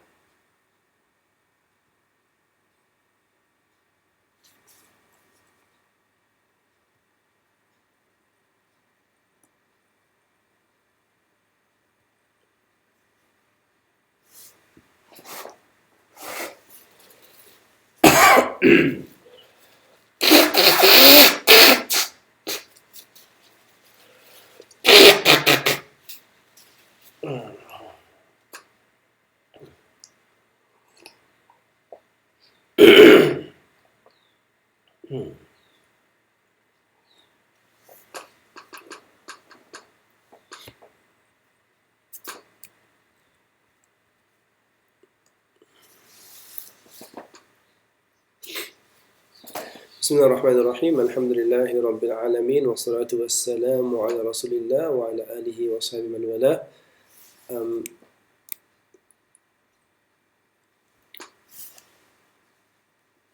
There has been much written, obviously, in the history of Islam and spiritual development about the spiritual path, and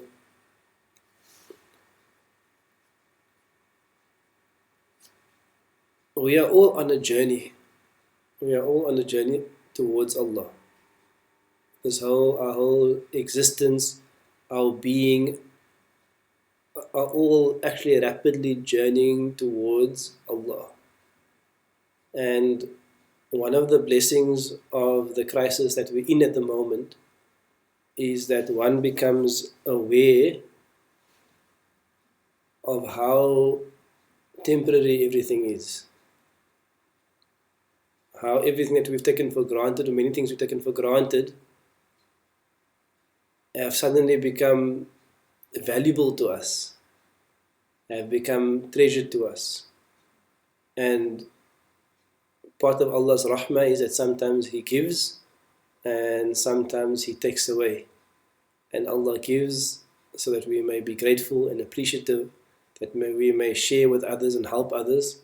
And Allah takes away sometimes so that we can wake up from our slumber and our ignorance and our unappreciation, our ingratitude, and we can turn to Allah. So one of the blessings that we're in now is that we actually have an opportunity to really turn towards Allah, because things have changed so much. The conditions become much more conducive for us turning towards Allah. And on top of that, besides the crisis, also we are just on the doorstep of Ramadan. So even with that as well, there's a strong opportunity given to us to journey and to move towards Allah. And one of the things about this crisis, I mentioned it before, is that it gives you the feeling of really you become very acutely aware of your mortality and the mortality of the people around you. Because we don't know what will unfold. There's so much uncertainty about what will unfold in the next few months or the next year or two, that one becomes aware of your own life, whether you'll even survive this, whether your parents' family will survive this. You become aware of these real possible consequences. And these are all actually opportunities given to us by Allah Ta'ala to move towards Him and to journey towards Him and to take life seriously. Take our time seriously, take our existence seriously, to be engaged and to be conscious in our life, not to live on autopilot, not to live for the wrong reasons. So one of the questions is, how do we journey towards Allah? How do we travel towards Allah? And there's a simple schema on the screen, is that the journey towards Allah is 3 steps. Our traveling towards Allah is 3 steps. And we can start on top with ilm, with knowledge. And that any journey towards Allah will start with knowledge. Therefore, the first revelation is Iqra, is read. Therefore, the first commandment to the Prophet ﷺ, and by the extension to the believers, is to first to read, to gain knowledge, to gain understanding. So alhamdulillah, we spent the last few weeks and months speaking about very important concepts about who we are. We spoke about I have a qalb, a spiritual heart. We don't have one heart, we have 2 hearts, a physical heart and a spiritual heart. And we spoke about the fact that Allah Ta'ala has sent into us a ruh, which is not from this world. A beautiful, pure force within us that wants to turn towards Allah, that wants to be with Allah.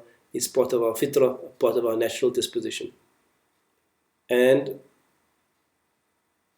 we spoke about the nafs, and we spoke about the aql. So we spoke about ourselves. Because once we understand where we come from and what's actually happening with us, it helps us to understand the journey as well. So the journey starts with ilm. And mashallah, you as students of deen, you are on this path that you've taken the step towards acquiring divine knowledge. And this is going to be the first step. The second step on the path is going to be, once I have acquired divine knowledge, once I have become aware of what my life is, of who I am, of who Allah is, about what this journey is about, all these deeply profound questions, when I become aware of the answers, when I feel the answers inside of me, there will become a need to turn towards Allah. Because this is not abstracted knowledge, this is real applicable knowledge. So as I realize who Allah is, as I realize who I am, as I realize my own mortality, and I realize this journey that I'm on, there's a need automatically to turn towards Allah. A word in Arabic for turn is taba yatubu. One word for Arabic for turn is taba yatubu, which you get the word tawbah from. So tawbah, you can view it as turning away, turning towards Allah Ta'ala.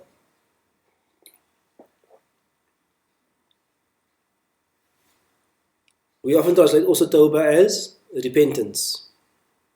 Because repentance means what? It means to turn. Repentance means to turn away from that which has been wrong and turn towards that which is right. Repentance means to turn away and to leave off that which displeases Allah and to turn towards that which pleases Allah. So the next step in the journey is tawbah, is to turn our lives towards Allah Ta'ala. And I suppose we can view tawbah in different ways. One can view tawbah as just saying astaghfirullah, astaghfirullah, Allah forgive me for this and forgive me for this and forgive me for this. Or you can view tawbah on a let's call it a much more encompassing level. that, Ya Allah, much of my life has been spent away from you, distant from you, distracted from you. My heart has been absent of love for you. My family has been devoid of activities towards you. So a larger framing of tawbah is an actual transformation of the self and the family towards Allah Ta'ala. So not just seeking forgiveness for individual sins and individual incidents of falling into sin, but to actually view tawbah as someone who's literally turning the direction in another direction. This is actually the real meaning of tawbah, is to completely orientate yourself and turn yourself towards Allah completely.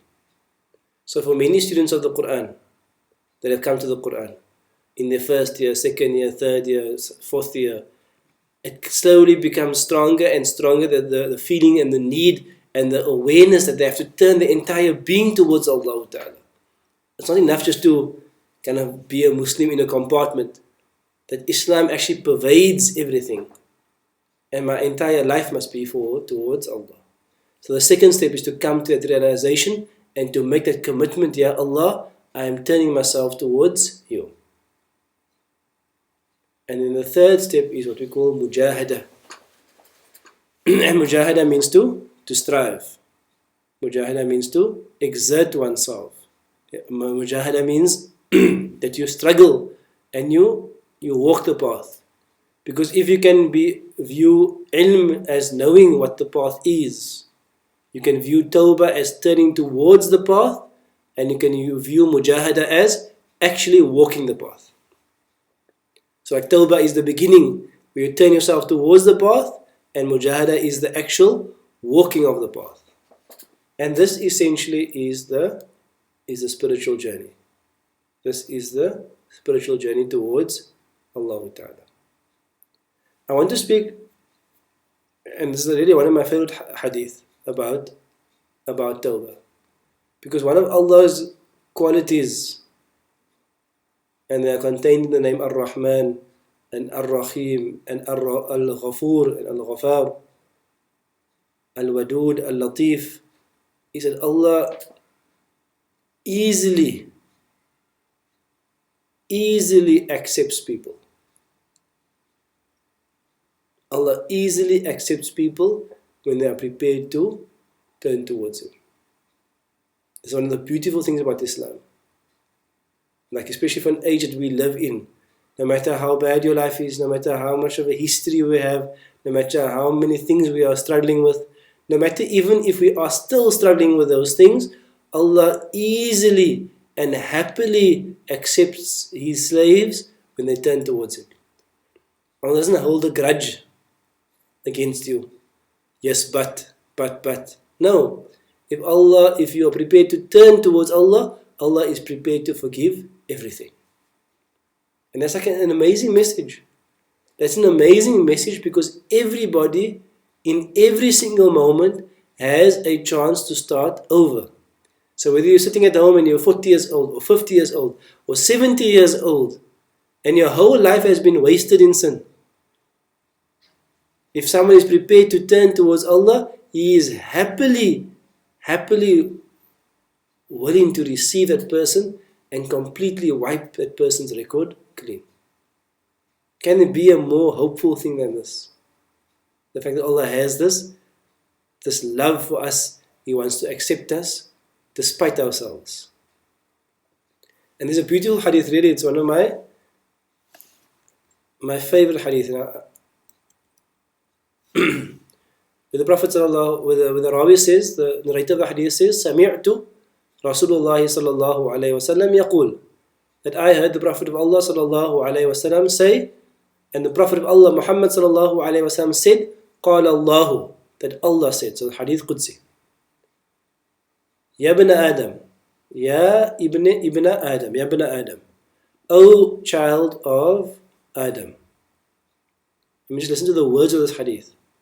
Innaka, verily you, child of Adam, ma da'awtani, ma as long as da'awtani from the word dua, as long as you are calling upon me, wa rajawtani, and you are rajauta from the word raja, and you are hoping in me. So you call on Allah for His help. You call on Allah for His forgiveness. And as you call, you have a positive view of this call. You have raja, you have hope that Allah will accept this call. The Prophet ﷺ says, as long as you are doing that, Allah says, غَفَرْتُ لَكَ. I, Allah, غَفَرْتُ, I will forgive you. In the past tense verb here, in the sense, I have already forgiven you. عَلَى مَا كَانَ فِيكَ, upon مَا كَانَ فِيكَ, upon مَا كَانَ, مَا is there, whatever كَانَ فِيكَ, whatever you were doing, whatever you were upon, and listen to the last two words, وَلَا أُبَالِي, and I do not care. What does Allah mean, I do not care? Allah means, I do not care about what you are doing, in what state you are. If you're going to call on me and hope on me, I will forgive you, وَلَا أُبَالِي, and I don't care. Can you imagine that? The hadith continues. Ya bina Adam, O child of Adam, لو بلغت ذنوبك, لو, even if, بلغت, reach, ذنوبك, even if your sins and your shortcomings and your wrongdoings reached عنان السماء, it reached the clouds in the sky. It filled from this ground until the clouds. You had so many sins. ثم استغفرتني, and then you come seeking my forgiveness. غفرت لك, I will forgive you. ولا أبالي, and I do not care. لا أبالي, I do not care. Even if someone's shortcomings are that much. It continues.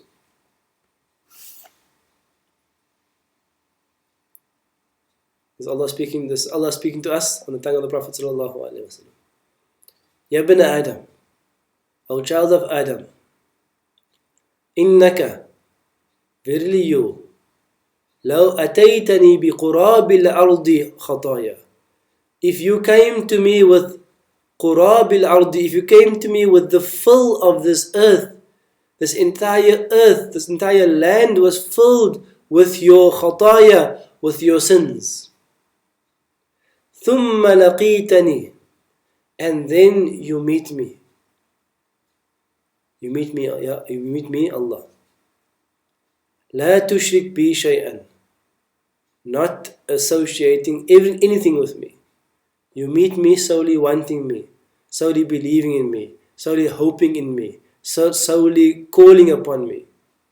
And you have the earth full of sins. Allah says, لَأَتَيْتُكَ بِقُرَابِهَا مَغْفِرَةً, I will bring you the fill of the earth in forgiveness. You bring the fill of the earth of sins and shortcomings and wrongdoings. Allah tells you, I will convert all of that to forgiveness, and you will be wiped clean. We are on the doorstep of Ramadan. We are on the doorstep of a time for transformation, for change. And you and I must never, ever, ever think that we can't change. Even if you are struggling with yourself for years and years and years, and you feel like you can't change, don't ever think you can't change. Why don't you ever think that? Because the power of change is not in your hands. The power of change is in the hands of Allah. It's as simple as that. Allah has the power to change you and I. Allah has the power to give us iman and taqwa and full certainty and tawbah and reformation. And if we are struggling with ourselves, we should call upon the Master who is able to change ourselves. And this is on the doorstep of this opportunity to change ourselves. And it's a beautiful time, really. It's a difficult time, but it's a beautiful time because maybe many of you have a bit more time. Yes, you're busy with stuff at home and you're busy with kids and you're working from home, but maybe you also have a bit more time. You're not traveling as much, you're not on the road as much, you're not out as much. You have more time. What should this time be spent for? This time should be spent seeking Allah. This time should be spent seeking our Lord. It's an opportunity. Allah has opened the door for us. We can seek Him. And with Ramadan coming now, it's like double the opportunity. So what a beautiful hadith is. This is. I want to end with this short narration. And this is about a man, جاء شيخ كبير حرام قد سقط حاجبه على عينيه. That an old man came to the Prophet ﷺ, and the hadith described this old man. Can you imagine someone so old and his skin becomes so loose that his eyebrows were starting to droop over his eyes. He's so old. He says, Ya Rasulullah. Can you picture the scene? This old man comes. Rajulun ghadrun wa fajrun. There is a man who is ghadrun wa fajrun. He's a man filled with treachery and filled with sins. لم يدع حاجة ولا داجة إلا اقتطعها بيمينه. He has basically fulfilled every single desire that he wanted to. لو قسمت خطيئته بين أهل الأرض لأوبقتهم. This old man is saying that there's a man who is so treacherous that if his sins had to be taken and distributed to the earth, the people of this earth, his sins alone would destroy every single person on this earth. Then he says, فَهَلْ لَهُ مِنْ تَوْبَةٍ. Can a man like that still have tawbah? I mean, when I read this hadith, I picture the scene of this old person with a life that is completely wasted in disobedience of Allah Ta'ala. A person has come to the end of his life and to his deathbed, and he comes to Rasulullah sallallahu alayhi wasallam seeking some hope, because now at the end of his life he wants to change. And he comes and he speaks about Rajulu, he's speaking about himself, and he asks, فَهَلْ لَهُ مِنْ تَوْبَةٍ. Can this man, a man like this, have tawbah? فقال له رسول الله صلى الله عليه وسلم أسلمت. Are you a believer? Have you submitted yourself towards Allah? قال أما أنا فأشهد أن لا إله إلا الله وحده لا شريك له وأن محمدا عبده ورسوله. So as for me, I'm a believer in Allah. I'm a believer in the Messenger of Allah sallallahu alayhi wa sallam. This man is a believer.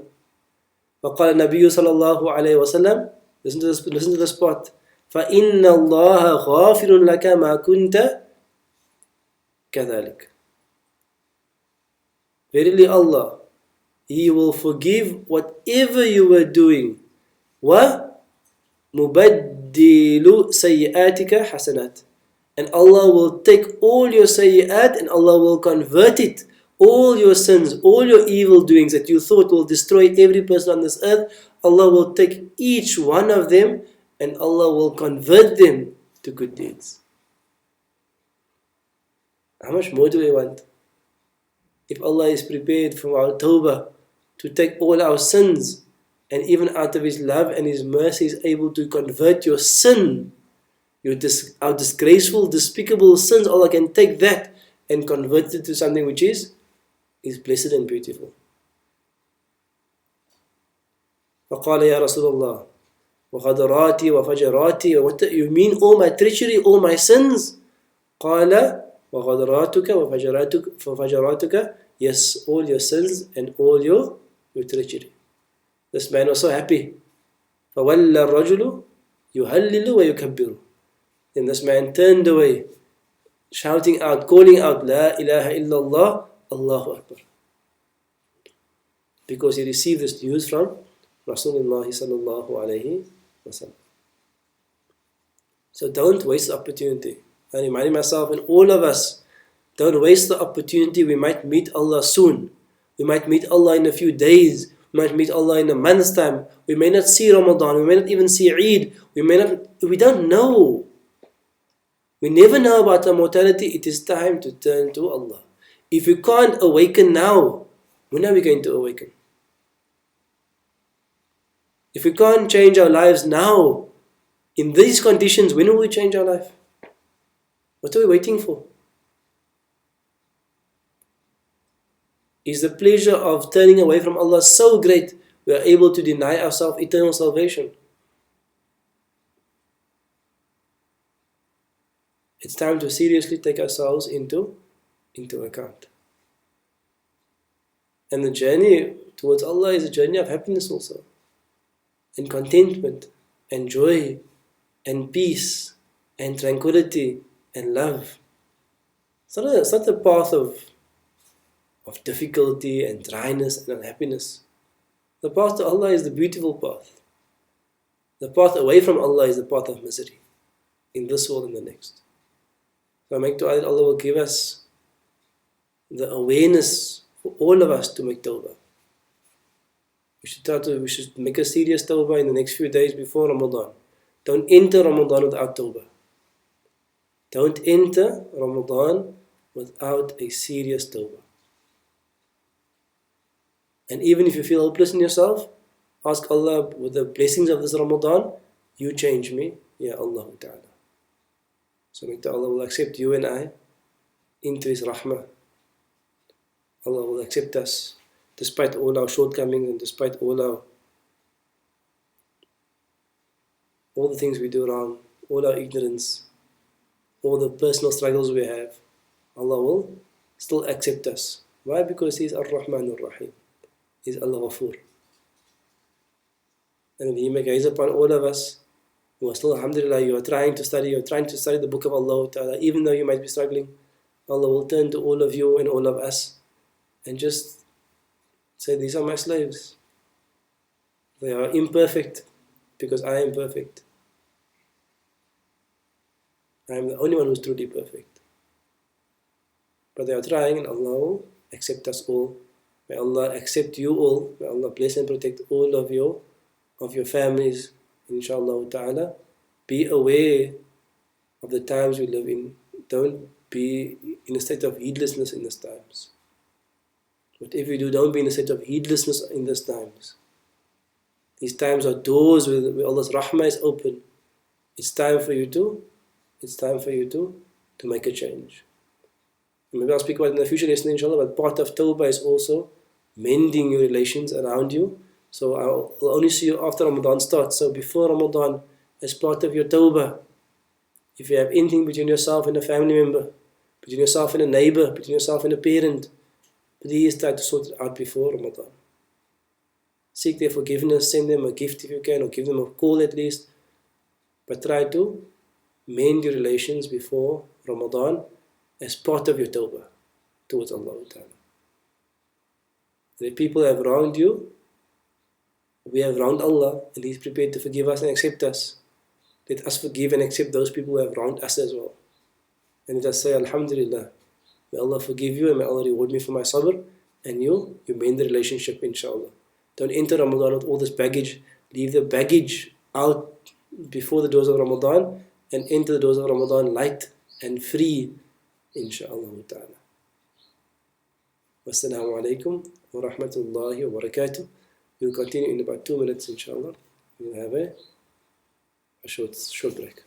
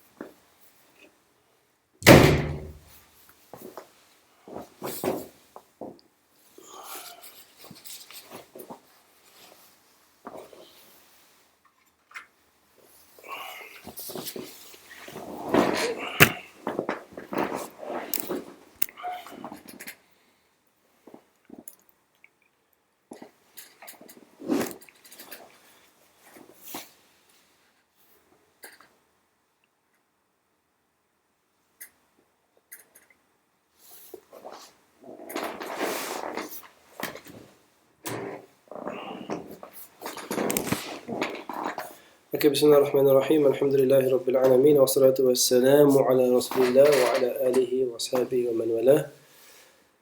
Alhamdulillah, we continue with Sarf and Nahu for the second years.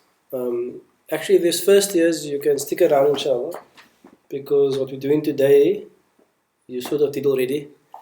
Actually, you don't have to stick around because you may get confused, but it's up to you, inshallah.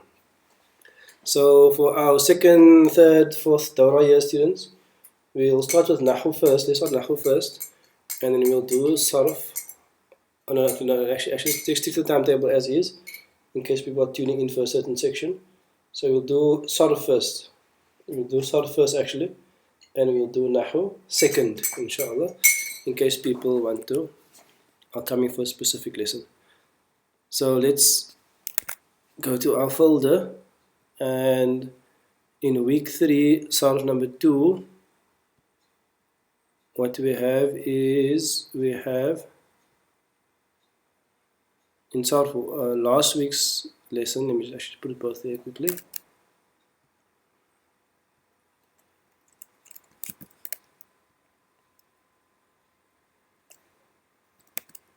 Okay, so last week, what we did was, we started a new scale, which is the third scale. A new scale, which is the third scale. So the scale goes like this: فَعَلَ يُفَاعِلُ فِعَالًا مُفَاعِلٌ مُفَاعَلٌ فَاعِل لا تُفَاعِل. What we'll do is we'll first just practice the scale. We'll say each one twice. I'll also record the scale, and then I will explain what the scale means.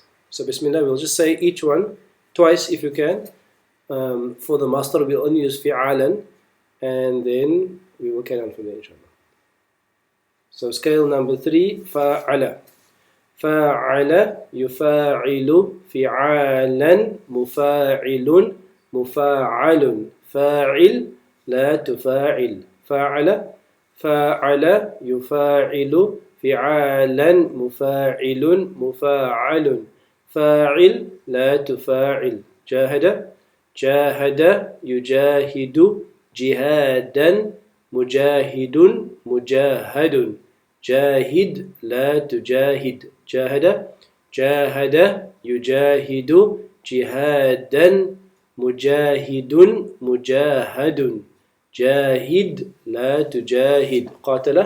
قاتل يقاتل قتالا مقاتل مقاتل قاتل لا تقاتل. قاتل يقاتل قتالا مقاتل مقاتل قاتل لا تقاتل.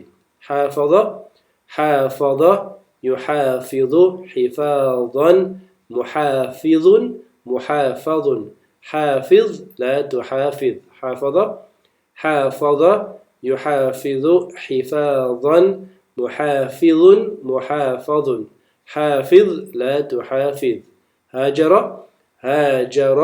يهاجر هجارا مهاجر مهاجر هاجر لا تهاجر. هاجر يهاجر هجارا مهاجر مهاجر هاجر لا تهاجر. نافق ينافق نفاقا منافق منافق نافق لا تنافق. نافق ينافق نفاقا منافق منافق نافق لا تنافق. سارع يسارع سراعا مسارع مسارع سارع لا تسارع. سارع يسارع سراعا مسارع مسارع سارع لا تسارع. Okay, so those are the scales that will be sent to you, inshallah ta'ala. So what does this mean? What does this scales mean? So this is the third bab. So if we look at Jahada, for example. We go to our dictionary. We can do it together. If you have a dictionary, we can do it together. And we go to a dictionary and we type in Jahada. And then we come to our scale here, Jahada. So you're all with me. Jahada. So Jahada on the first bab means to endeavor, to strive, to labor. So we are not doing the third bab. We are doing the third bab.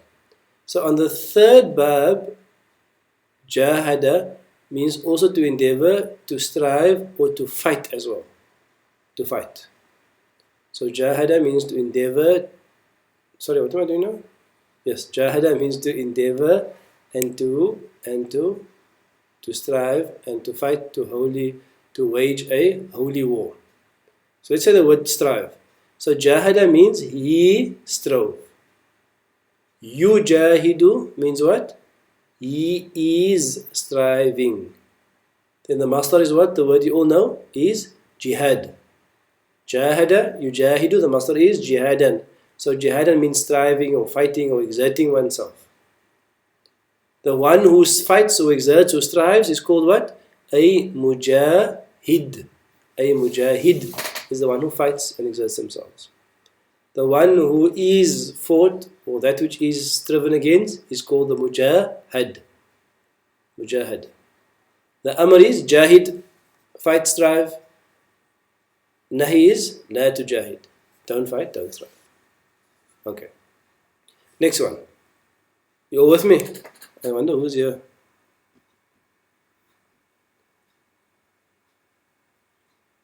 You all with me? Bismillah. So we're doing the third bab.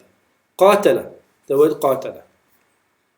Let's go to qatala. Qatala. Qatala. We see the word qatala there.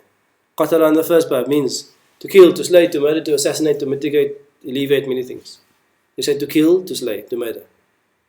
On the second bab, qattala yuqattilu means to kill, to massacre, intensification. On the third bab, qatala doesn't mean to kill. It means to combat, to battle, to fight someone. To combat each other, to fight against each other. That's what qatala means. With me? Qatala. So qatala means he fought, like he fought someone. He fought. Yuqatilu, he is fighting. Fighting is called qital. Qital is fighting. Muqatilun is a fighter, and muqatal is the one who is fought. Amr is qatil, fight. La tuqatil, don't fight. Okay, you with me? Now, I'm going to pause there for a second. I'm going to go to your drive. On this drive, if I click on Arabic online, there is something called the Mazid Fi explanation. There is something called the Mazid Fi explanation. It's quite a good work on a lot of things, but I'm just focusing on the Mazid Fi part. So I'm going to go to the third bab, which is form number 3. Fa'ala, which we're doing. So you can ignore the table for now, it's fine. Let's look at points to note. It says number 1, verbs of this form usually show an action being done with another person. An action being done with another person. Okay, so bab number 3 is an action, often means an action being done with another person. Therefore, I normally call it mutuality. Mutuality. An action being done in mutual or in sync with someone. For example, kataba means to write. Kataba means to write. Kattaba on the second bab, which the quality is causation, means to cause someone to write, which could mean to dictate someone to write. Whereas in the third bab, kataba, what do you think it means? What does it mean when you do an action with someone else? Kataba means you write to someone and they write back. So kataba means when you exchange writing. You with me? When you exchange writing. So a quality of the third verb is when you do an action with or against someone else. Therefore, qatala means when two people are actually striving to kill one another. That's called a battle. There's mutuality in it. So the one was qatala. The other one was jahada. Jahada means actually when there's a mutual striving. There's a striving because normally when you strive against something. That enemy could be a physical enemy, or that enemy could be a spiritual enemy, it could be shaitan, it could be our own nafs, but there's a mutual striving. So one quality of the third verb is mutuality. All good so far? All good. Let's go back to our book. Sometimes verbs of this form may have a complete new meaning from their trilateral root. Trilateral root means from their first verb. For example, the word baraka. Baraka means to kneel down or lie down. Baraka. Whereas on the third verb, baraka means to bless. Alladhi barakna hawlahu. The land that we blessed around it. So baraka there actually has a new meaning. So sometimes on the third verb, in many other verbs, it's not actually connected to the first verb, but if it's connected, it's normally going to be in the sense of mutuality. Okay, let's carry on inshallah. The word hafadha. Hafadha. We go to our dictionary again. And we go to hafadha. Hafadha. And we find the word hafidha on the first verb means to preserve, to protect, to guard. And we go down on the third verb, it means also to preserve, to keep up, to maintain, to hold, to sustain. So hafidha would have a similar meaning on the third verb as the first verb, which means to protect and hold and sustain. But you could probably add the extra connotation of doing it with someone else. So there's some degree of mutuality into it. So hafadha means he protected, yuhafidhu, he is protecting, hifadhan, protecting, muhafidh is a protector, muhafadh is that which is protected. Hafidh, protect, la tuhafidh, don't protect. So I must give you the answers. Hajara, bismillah, hajara, ha, jim, ra. Ha, jim, ra. Hajara on the first verb means to immigrate, to disassociate, to separate, to part. On the third verb also means to immigrate, to migrate, to drift away, to be carried away, and so on. But again, it might have the extra connotation of being mutual with people, and so on. So hajra means he immigrated. Yuhajiru, he is immigrating. The master is what? Hijaran. Hijaran, which means immigration, or immigrating. Muhajir, a muhajir is an immigrator.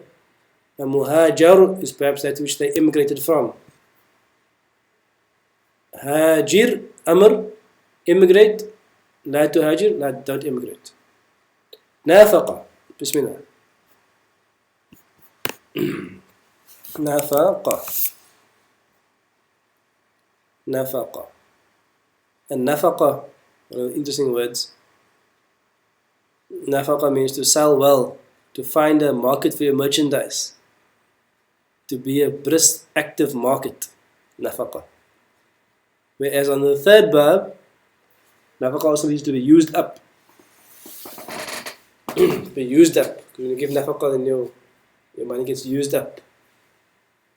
Whereas on the third verb, nafaqa means to disassemble, dissimulate, but more commonly, it means to play the hypocrite or to act contrary to the dictates of one's conscience, which means to believe one thing but to act in a different way.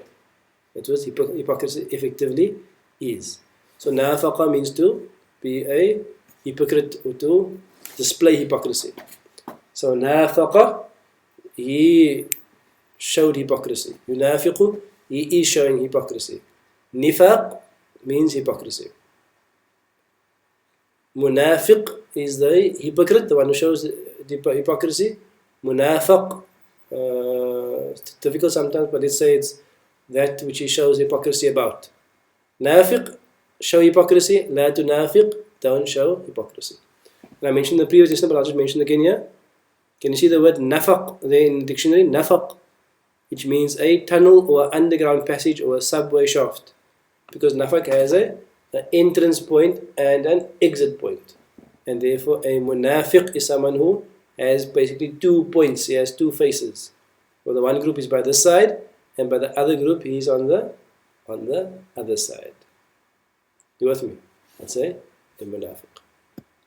Next one. Sara'a. Sara'a. Sin ra'in. Sin ra'in. Saru'a means to be quick, prompt, fast, dash, hurry. Sara'a on the third bar means to hurry, hasten, rush, dash, hurry for. So sara'a means to hasten. So similar meaning to the first bar. Sara'a, he hastened. Yusari'u, he is hastening. Sira'an, hastening, hurrying. Musari'un, the hastener, the running, the hurrier. Musara'un, possibly that which is hurrying about. Sari', hasten. La tusari', don't hasten. Okay. Homework. Number 1. Your homework is to memorize these scales. Inshallah, I will send you the completed scales, inshallah, with Arabic and English in them. Inshallah, your homework is to memorize them. We have already sent you the recording. Even if you're third year or Dawra year, you know you need the stuff.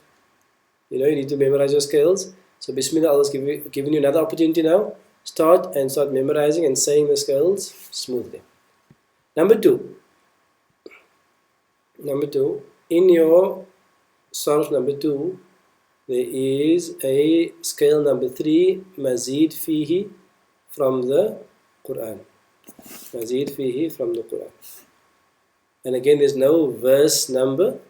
So let me go through some of the vocab, and then you can do this for homework, inshallah. So, number 1, Ahadu Ahdan. So, Mazid Fihi, number 3.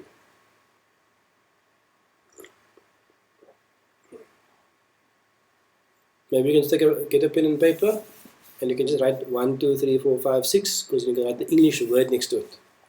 So you want to get a pen and paper and write 1, 2, 3, 4, 5, 6, and you can write the English word next to it, inshallah.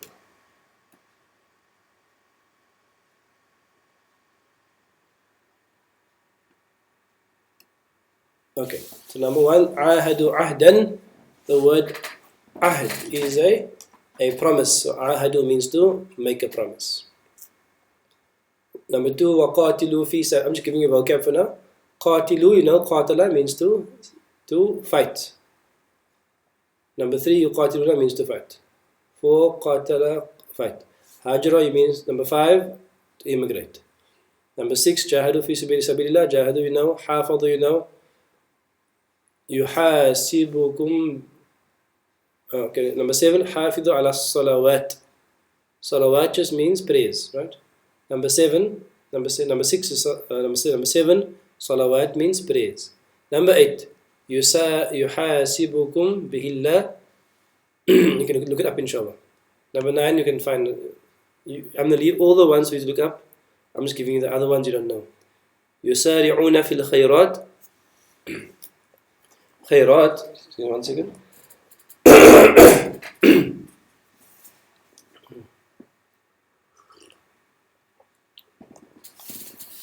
Khayrat means goodness. Khayrat means goodness. Number 11, you know. Number 12, you know. Number 13, you can look up. Number 14, you should know. 15 should be fine. 16 should be fine. 17, fine. 18, fine. Okay, in a way you can look up all of them. There's no difficult words. Most of the words are mazid fihi. Let's go through 5 inshallah, and then we will do nahu. Let's go to 5. Number 1. عاهدوا عهدا.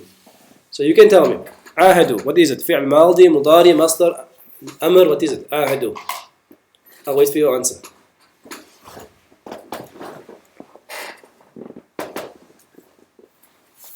I'll wait for your answer.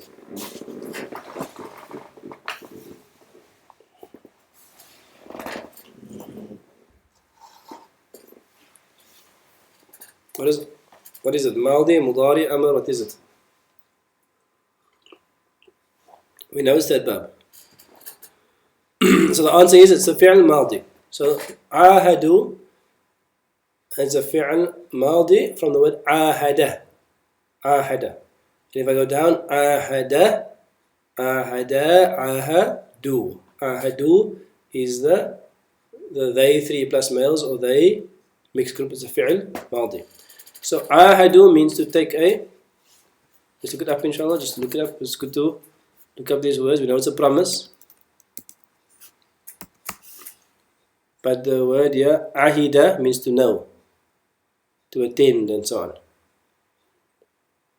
Ahada, and the third one means what? To make a contract, a compact, a covenant, to promise to someone something. So why is it mutual? Is because the word here is obviously you don't promise. I suppose you can promise to yourself, but generally when we speak about here, we speak about, in the Quran we speak about people promising towards Allah Ta'ala or to a prophet or something. So let's go back to this one here. Ahadu. Ahdan. Ahadu means what? They promised, they contracted, they pledged. Ahdan, a promise. They promised a promise. Okay. Number 2. وَقَاتِلُوا فِي سَبِيلِ اللَّهِ. We know the verb is number 3. What is this? قَاتِلُوا. The what of the third verb? ماضي, مضاري, what is it?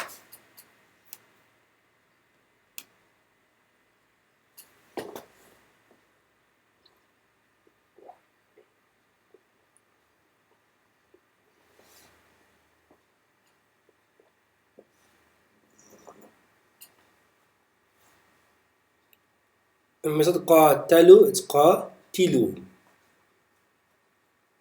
It is the, I see all of you saying the Madi. Remember the Madi is فَعَلَ قَاتَلَ. Is that قَاتَلُوا? This is قَاتِلُوا. Okay. So actually the answer is the Amr. Remember? قَاتَلَ يُقَاتِلُ. قَاتَلَ is the Madi and the Amr is قَاتِل. قَاتِل means you one male kill or you one male fight. For many people will be قَاتِلُوا. So it's the Amr. وَقَاتِلُوا, and all of you fight فِي سَبِيلِ اللَّهِ, in the path of Allah. Who must you fight? Number 3. الَّذِينَ يُقَاتِلُونَكُمْ. الَّذِينَ يُقَاتِلُونَكُمْ. Those who يُقَاتِلُونَكُمْ. يُقَاتِلُونَ is the what of the what verb? It's the third verb. It's the what of the third verb?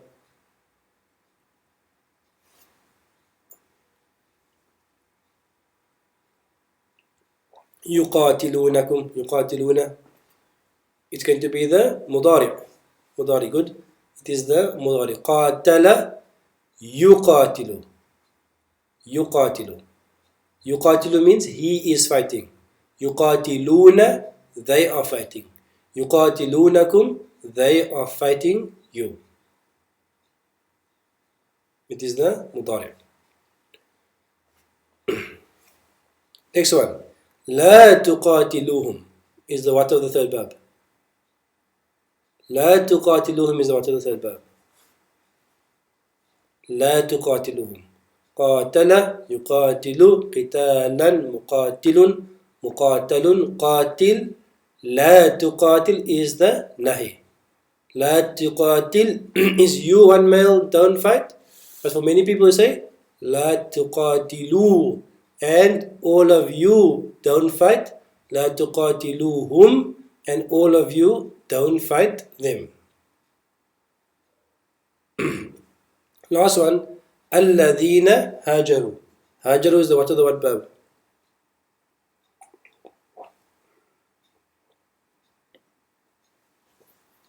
Hajaru is the what of the word verb? Hajara yuhajiru. Hajara is the fi'l maldi. The fi'l maldi. Because hajara, go down. Hajara, hajaru. Alladhina, those who hajaru, those who immigrated. Those who immigrated. So your homework for sarf, second year and above, is to memorize the scales that we've given you and to complete this worksheet. It will be good practice for you for next week, inshallah ta'ala. Make time for your homework. That's how you're going to grow and learn in Arabic, inshallah ta'ala. We will now continue with some nahu, inshallah. So bismillah. In nahu, I put up last week, I put up the textbook that I'm busy writing at the moment. So if we go to week number 2, I think it was. So week number 1.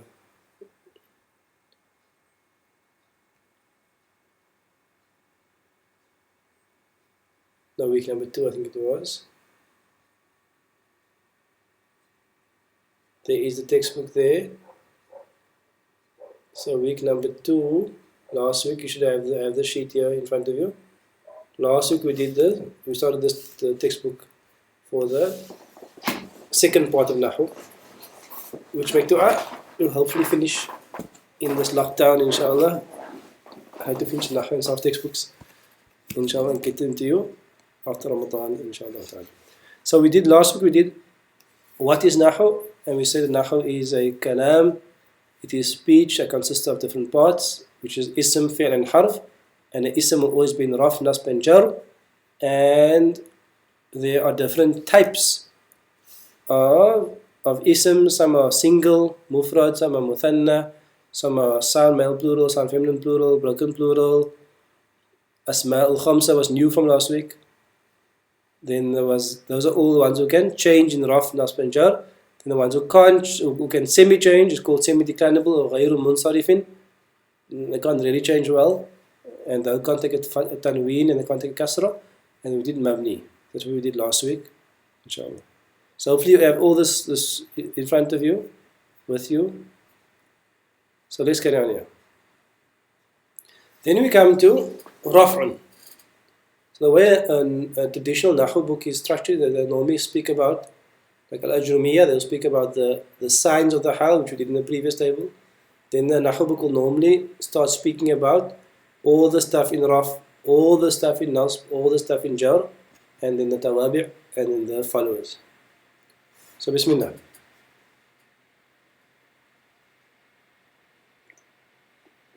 It says here, the words that are always in a state of raf. So when we say raf'un, we can say it as halatu raf. Hala means the state of raf, or we can call it marfu'. Sometimes in Arabic you hear the word marfu'. Marfu', you should know, is maf'ul. Marfu', maf'ul. It's a ism maf'ul. So it means what? A rafi' is a raiser, and a maf'ul is that which has been made into raf'un. That which has been made in raf'un. So marfu' is the same as saying raf'un, it's the same as saying halatul raf. They are 6 in total. 6 in total. Are you with me? So, one of the tests you're going to do is that, do you know these 6 or are some new to you? Because we're going to go through all of these 6, inshallah. So these 6 things are always in raf'un. Number 1, the fa'il, the doer of the verb. For example, nasara Zaydun Samiran means what? Zayd helped Samir. Therefore, Zayd is the fa'il. The fa'il will always be in raf'un. Number 2, the second thing in raf'un is going to be na'ibul fa'il. Again, for some of you it may be new, for some of you it may be old. But naibul fa'il is what? Is the substitute to the doer. For example, nusira Samirun, which means Samir was helped. And the naibul fa'il is always in raf'un. All of you should know mubtada, the focus of the sentence. For example, al-masjidu kabirun. The masjid is big. Al-masjid is the focus of the sentence, therefore it's mubtada, therefore it's always in raf'un. Khabrun, news about the focus. For example, al-waladu tawilun. Al-walad is the mubtada, tawil is the khabr. It gives you news or information about the boy. Number 5. So mubtada khabar always raf'un. Ism kana wa akhawat. The mistake there should be ism kana wa akhawatuha. Wa akhawatiha. Ism kana wa akhawatiha. So kana, if you've done it before, you know it. Kana al-masjidu kabiran. The masjid was big. Al-masjid there is ism kana. And khabru inna wa akhawatiha. Inna al-walada tawilun. Verily the boy is tall. Tawilun is the khabr inna, and therefore it is in raf'un. So those 6 things. In other words, your goal is to know that in nahu there are 6 things that are always raf'un. These are the 6. I know what they mean. I know what the examples are of them.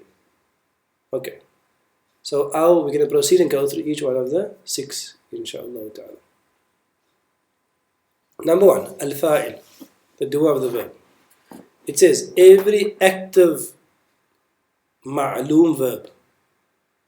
In other words, meaning what? Not a majhul verb. Every active ma'loom verb must have a fa'il, a doer. The fa'il can appear in one of 3 places, which can be remembered as eli. Eli, end of the verb, left of the verb, or inside the verb. When looking for the fa'il, the sequence of eli must be followed. Each verb can only have one fa'il. There's no need to continue looking if you found the fa'il. The fa'il can never appear to the right of the verb. If a fa'il appears to the right of the verb, for example, al-waladu, nasara, al-binta, then that word al-waladu will normally be the mubtada, will no longer be the fa'il.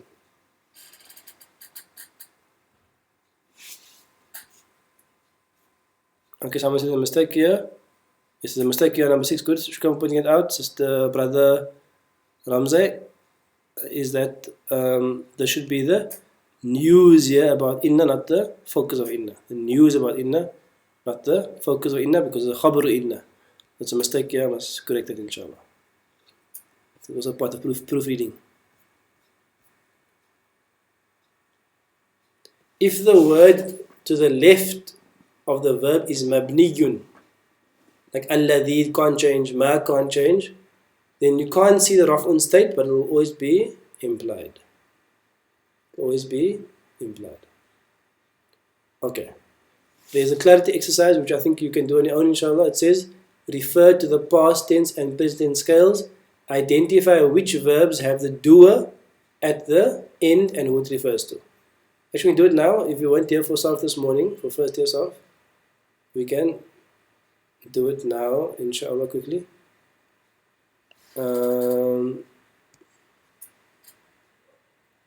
Actually, did it this morning. So let's see, where is this here? Number 12.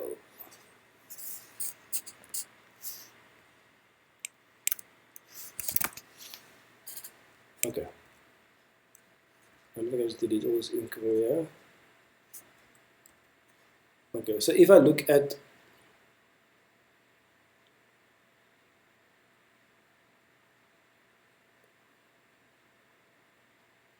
I'm not sure how to clear all this ink.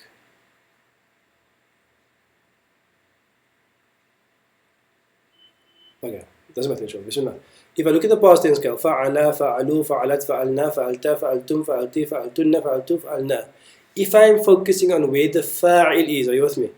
If I'm focusing on where the fa'il, the doer is, if I go through the scale, can you see all the ones in blue? All the ones in blue here, fa'alu, fa'alna, fa'alta, fa'altum, fa'alti, fa'altunna, fa'altu, fa'alna, that fa'il is attached to the verb, it's at the end of the verb. So in other words, if I get any of those verbs, I will know I have the fa'il already because it will be attached. If I get fa'alta, there's the fa'ilta. If I get fa'altu, there's the fa'iltu. If I get fa'altum, there's the fa'il. Fa'alna, the fa'il is there already. The only two in the past tense scale which don't have a fa'il at the end is fa'ala and fa'alat. Is fa'ala and fa'alat. Those two don't have a fa'il at the end. You with me? Those two, I must look to the left. And if I don't find it there, I must assume it's inside. Let's go to the mudari scale. The mudari scale, same thing. يفعلوا يفعلون تفعلوا يفعلنا تفعلوا تفعلون تفعلين تفعلنا أفعلوا نفعلوا. Look, what is things at the end? Only 1, 2, 3, 4, 5. I left out duals here. But only 5 of them have something at the end. Which are يفعلون يفعلنا تفعلون تفعلين تفعلنا. Only those have things at the end. The others, I'll have to check. So for example, يفعل, I must check if something on the left. If it's not, then there will be a he inside. تفعل, I must check if something on the left. If not, there will be a she inside, a here. تفعل, I must check if something on the left. If nothing on the left, there will be a you inside. أفعل, check if something on the left. If not, there will be a I inside. And نفعل, check if something on the left. If not, there will be a we inside. So that's in terms of the exercise to understand when do you have to look to the left. Okay, so let's go back to the notes. Let's close this.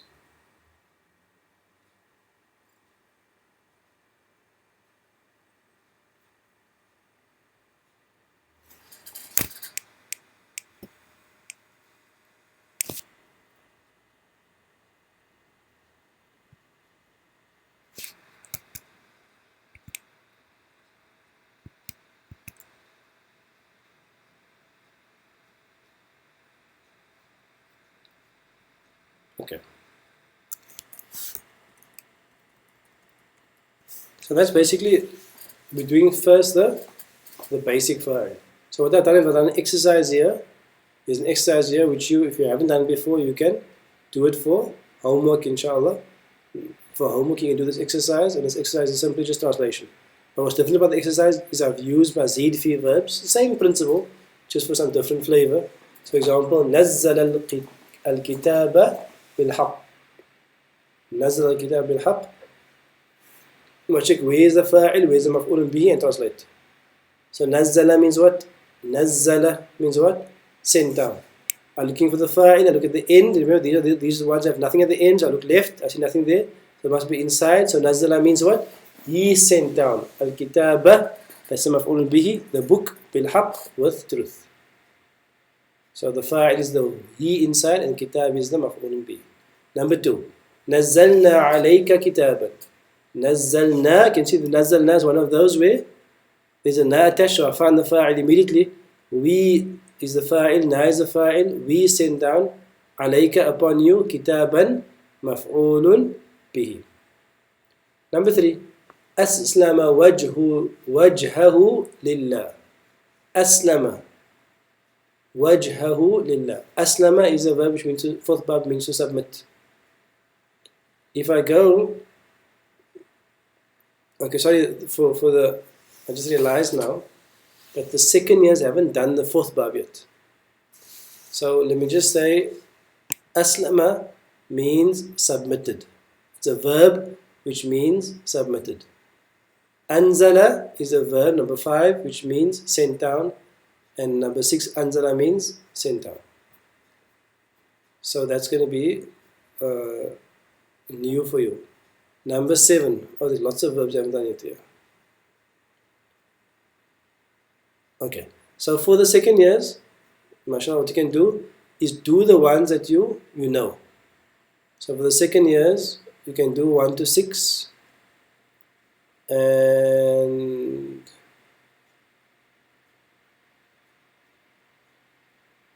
(16, 17, 18). Okay, so 1 to 6 and 16, 17, 18. For the third is up, you can do all of them, inshallah, for homework. So 1 to 6. Last one we'll do inshallah. Ma nazzala Allahu min shay'in ma nazzala. Nazzala means sent down. I see nothing at the end there. I must look to the left. I see the word Allah. Therefore the word Allah Jalala is the fa'il. Ma nazzala Allahu. Allah did not send down min shay'in from anything. So homework for Nahu is to finish this exercise 1 to 20. For the second years, you can do the ones that you know on the second bab and the third bab, inshallah. Okay. Are there any questions on that? Where do you find this worksheet? So you will find this worksheet if you go to, it was emailed to you last week, under Nahu, second Nahu 2. But if you're looking for it on the shared drive, let's go to the website to see if the website's working. If you go to Mizan, .co.za, but I think if you can just WhatsApp it to them as well, it will be easier. Mizan, and you go to Student Center Lesson Files. This thing works. Okay, it's working, alhamdulillah. Then you go to Arabic Online, and you go to week number 2. Arabic Online, week number 2. And then you go to Nahu 2, and then you'll find it there. It is this one here, Mizan Nahu, second year textbook, page 3 to 8. So Nasreen, you can just send it to the class as well to make it easier, inshallah. Okay. That's your homework.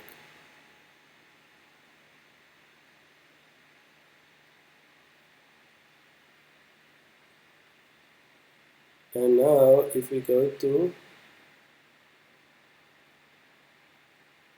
40 hadith of the Quran. So let's say the homework. Any other questions for homework?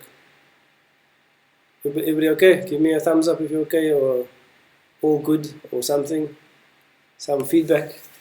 So I know you're okay.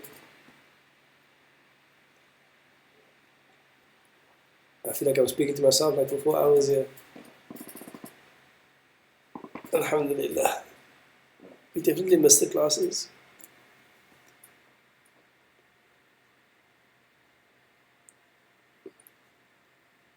No. Okay. Take a deep breath now. Reset your mind. We are going to memorize Hadith.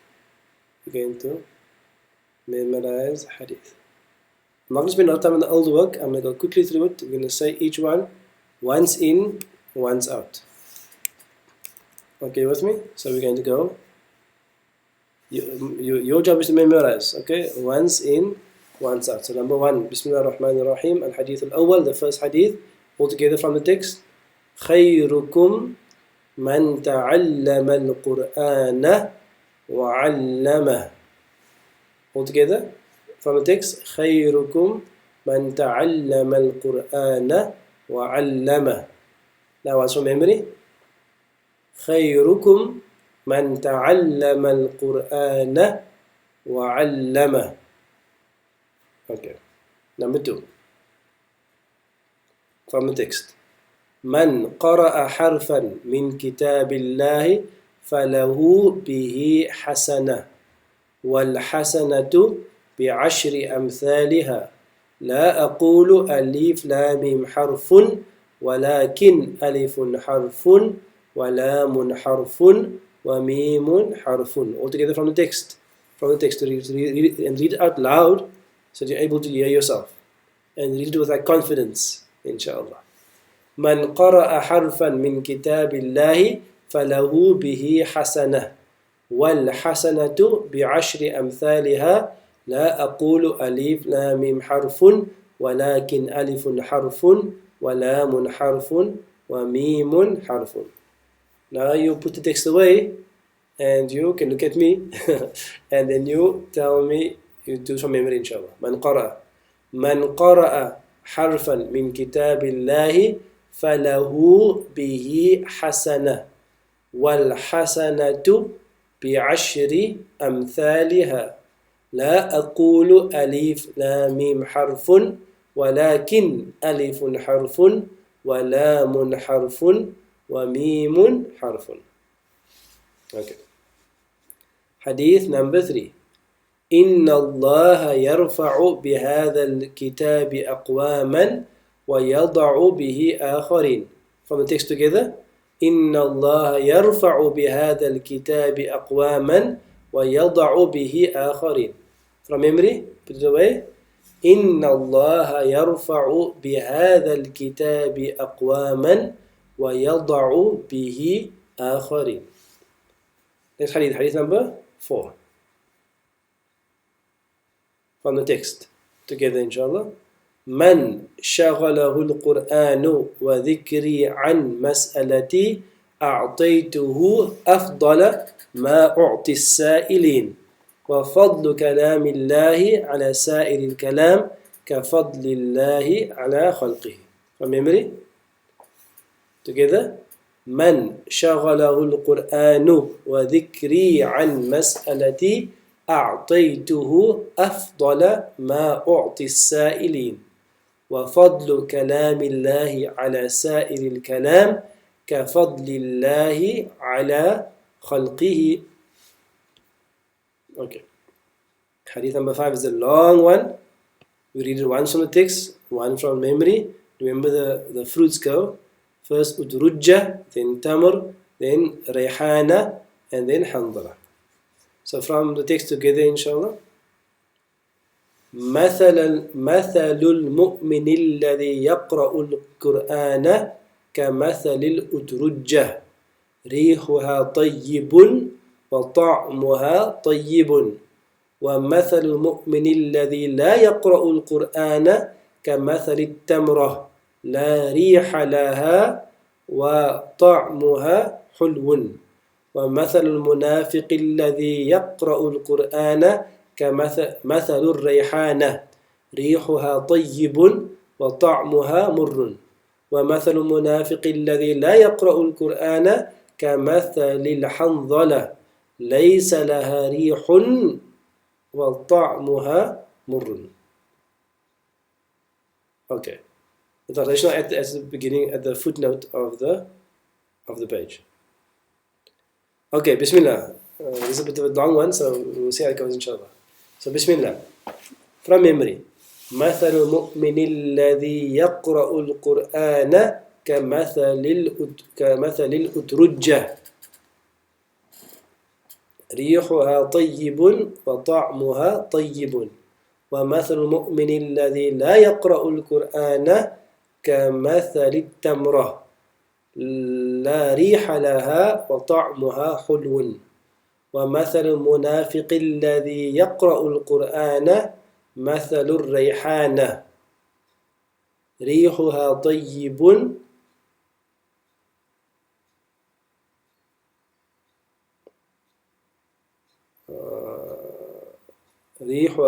وطعمها يا رب. Okay, I'm getting Bismillah. I've got the last part. Murna. Bismillah again. وَمَثَلُ الْمُنَافِقِ. I haven't been practicing either, I must confess, but you must practice inshallah. We must all practice inshallah. وَمَثَلُ الْمُنَافِقِ الَّذِي يَقْرَأُ الْقُرْآنَ كمثل الريحانة ريحها طيب وطعمها مر ومثل المنافق الذي لا يقرأ القرآن كمثل الحنظلة ريحها ليس لها ريح وطعمها مر. نعم. أو كما قال صلى الله عليه وسلم. So practice inshallah. Hadith number 5. I was in another book now. Other file on page number 4. Hadith number 5. Number 6 actually.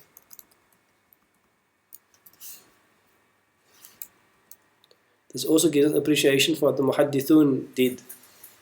We can struggle with 5 or 6 hadith. Imagine the muhaddithun knew tens of thousands and hundreds of thousands of hadith with the chains. From memory, like this. chain of the chain from memory. Inshallah. Bismillah. Number 6 from the text. وَمَثَلُ الْجَلِيسِ الصَّالِحِ كَمَثَلِ صَاحِبِ الْمِسْكِ إِنْ لَمْ يُصِبْكَ مِنْهُ شَيْءٌ أَصَابَكَ مِنْ رِيحِهِ وَمَثَلُ الْجَلِيسِ السُّوءِ كَمَثَلِ صَاحِبِ الْكِيرِ إِنْ لَمْ يُصِبْكَ مِنْ سَوَادِهِ أَصَابَكَ مِنْ دُخَانِهِ. Again from the text. وَمَثَلُ الْجَلِيسِ الصَّالِحِ كَمَثَلِ صَاحِبِ الْمِسْكِ إِنْ لَمْ يُصِبْكَ مِنْهُ شَيْءٌ أَصَابَكَ مِنْ رِيحِهِ وَمَثَلُ الْجَلِيسِ السُّوءِ كَمَثَلِ صَاحِبِ الْكِيرِ إِنْ لَمْ يُصِبْكَ مِنْ سَوَادِهِ أَصَابَكَ مِنْ دُخَانِهِ. But the Ashraf is saying, is the recording playing behind this? There shouldn't be anything playing behind this.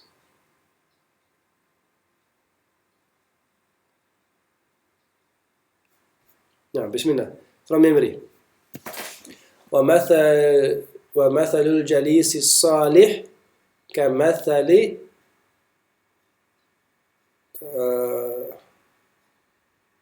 وَمَثَلُ الْجَلِيسِ الصَّالِحِ كَمَثَلِ صَاحِبِ الْمِسْكِ إِنْ لَمْ يُصِبْكَ مِنْهُ شَيْءٌ أَصَابَكَ مِنْ رِيحِهِ وَمَثَلُ الْجَلِيسِ السُّوءِ كَمَثَلِ صَاحِبِ الْكِيرِ إِنْ لَمْ يُصِبْكَ مِنْ سَوَادِهِ أَصَابَكَ مِنْ دُخَانِهِ. That's the 6 hadith that we memorize. So your job is to memorize, inshallah, and we're going to add a new hadith every week. So Bismillah. Al-hadith number الحديث السابع عن عائشة رضي الله عنها قالت قال رسول الله صلى الله عليه وسلم. So the hadith number 7 is narrated by Aisha رضي الله عنها. She is one of the most prolific narrators of hadith because of her companionship with Rasulullah sallallahu alayhi wasallam and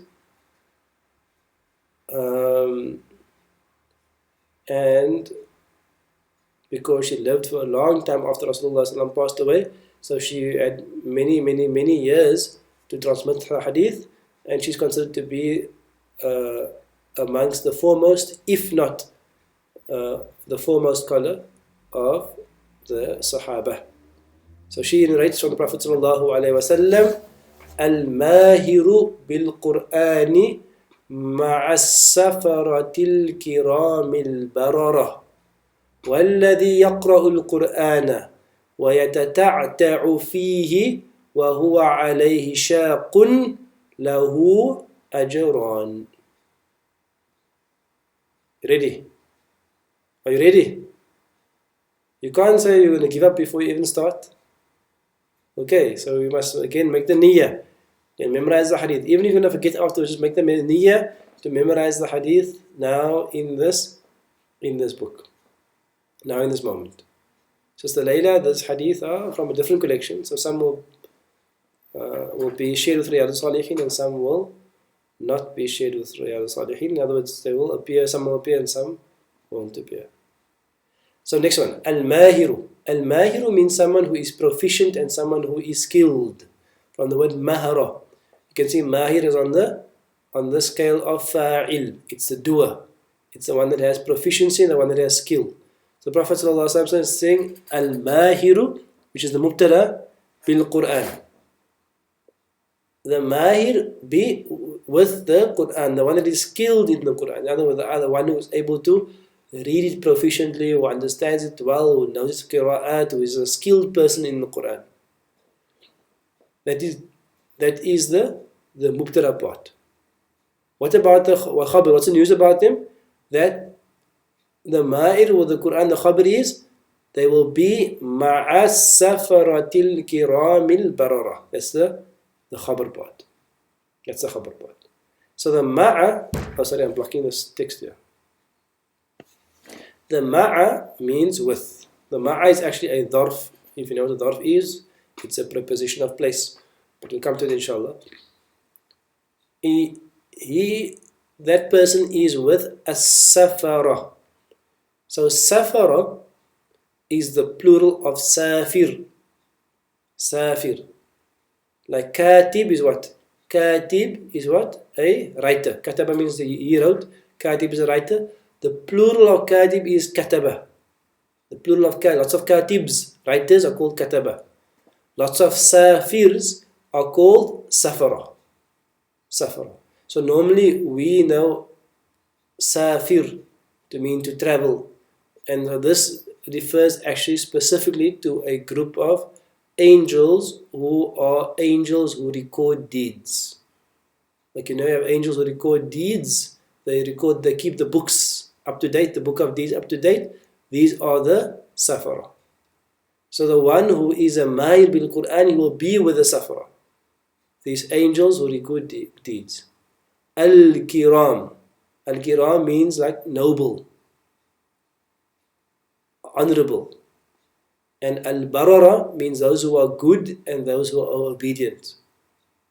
So the one that is proficient in the Quran will be with these recording angels that are noble and honorable and good and obedient. So two questions. What does it mean they'll be with them? So in the explanation of the Hadith, they would explain that this mahir of the Quran will be with these specific angels in the year after.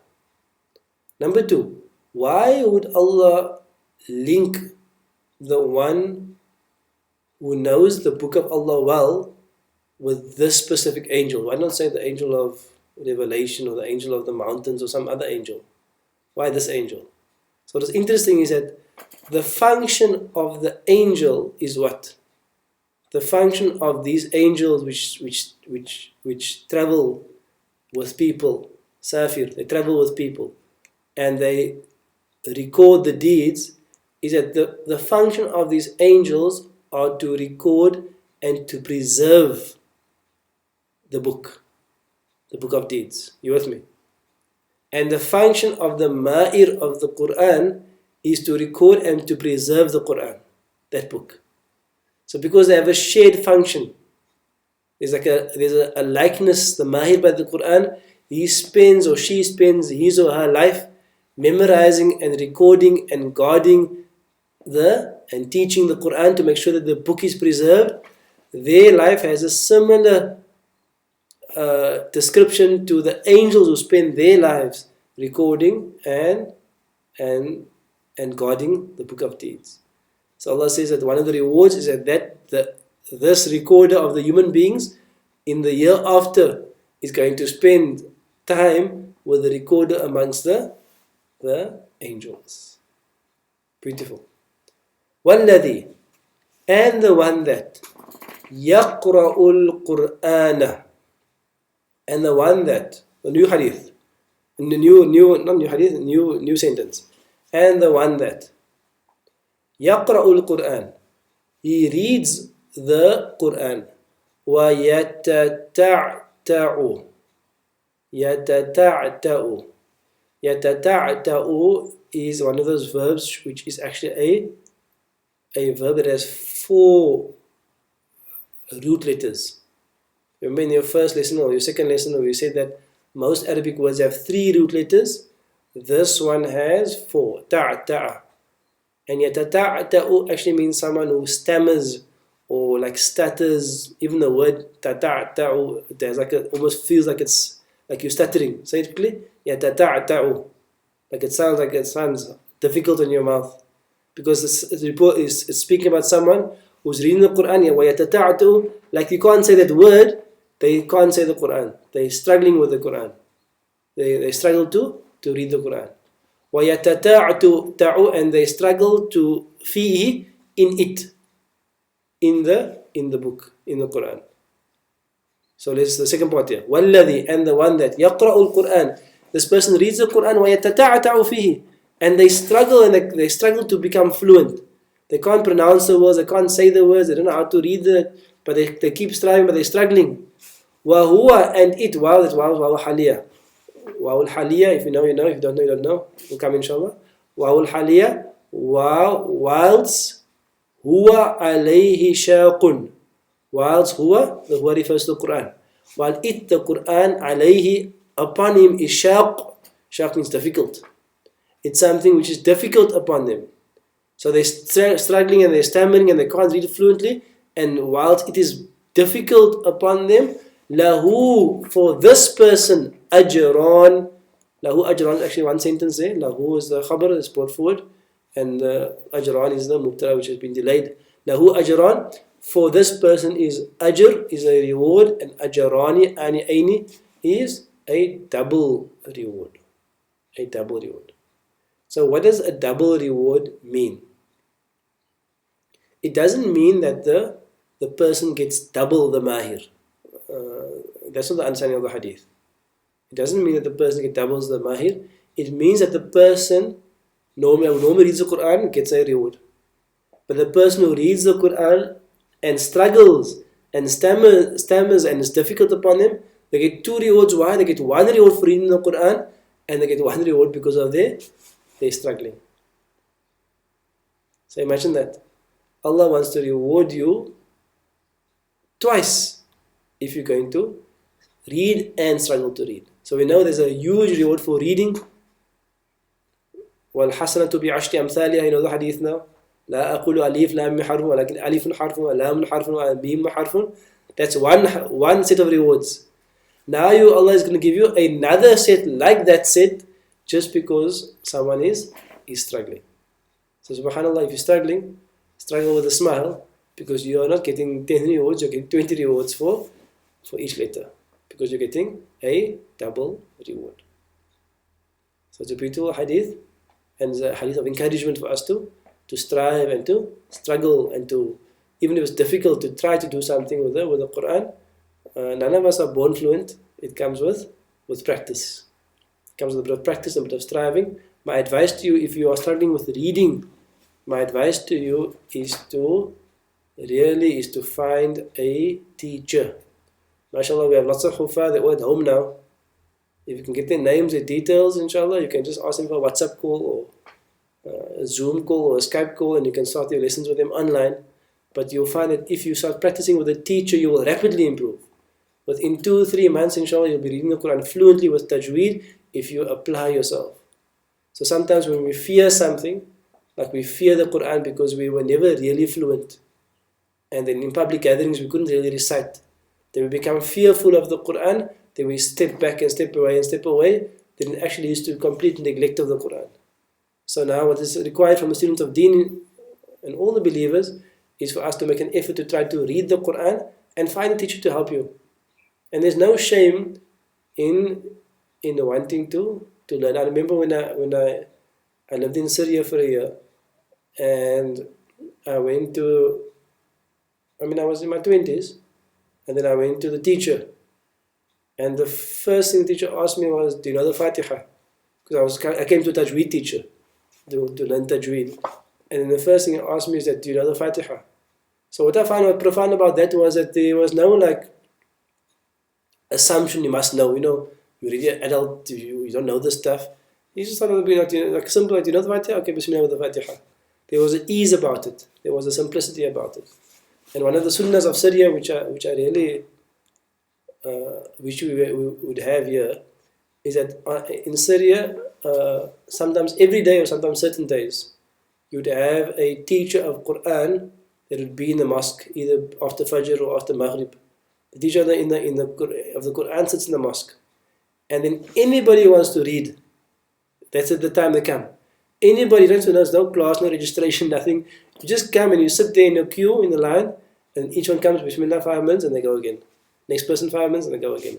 So almost like there's just like a teacher there that's always waiting at certain times, obviously, in the morning or in the after Maghrib and so on. And remember, there's one teacher at Jami Muhyiddin, Dr. Samir Nas, I think his name was, famous Qari, many students studied with him. I mean, he was so popular is that if you want to read to him, then you must bring a little book, and then you must come before Fajr, like maybe half an hour before Fajr. You must put your book down in the queue.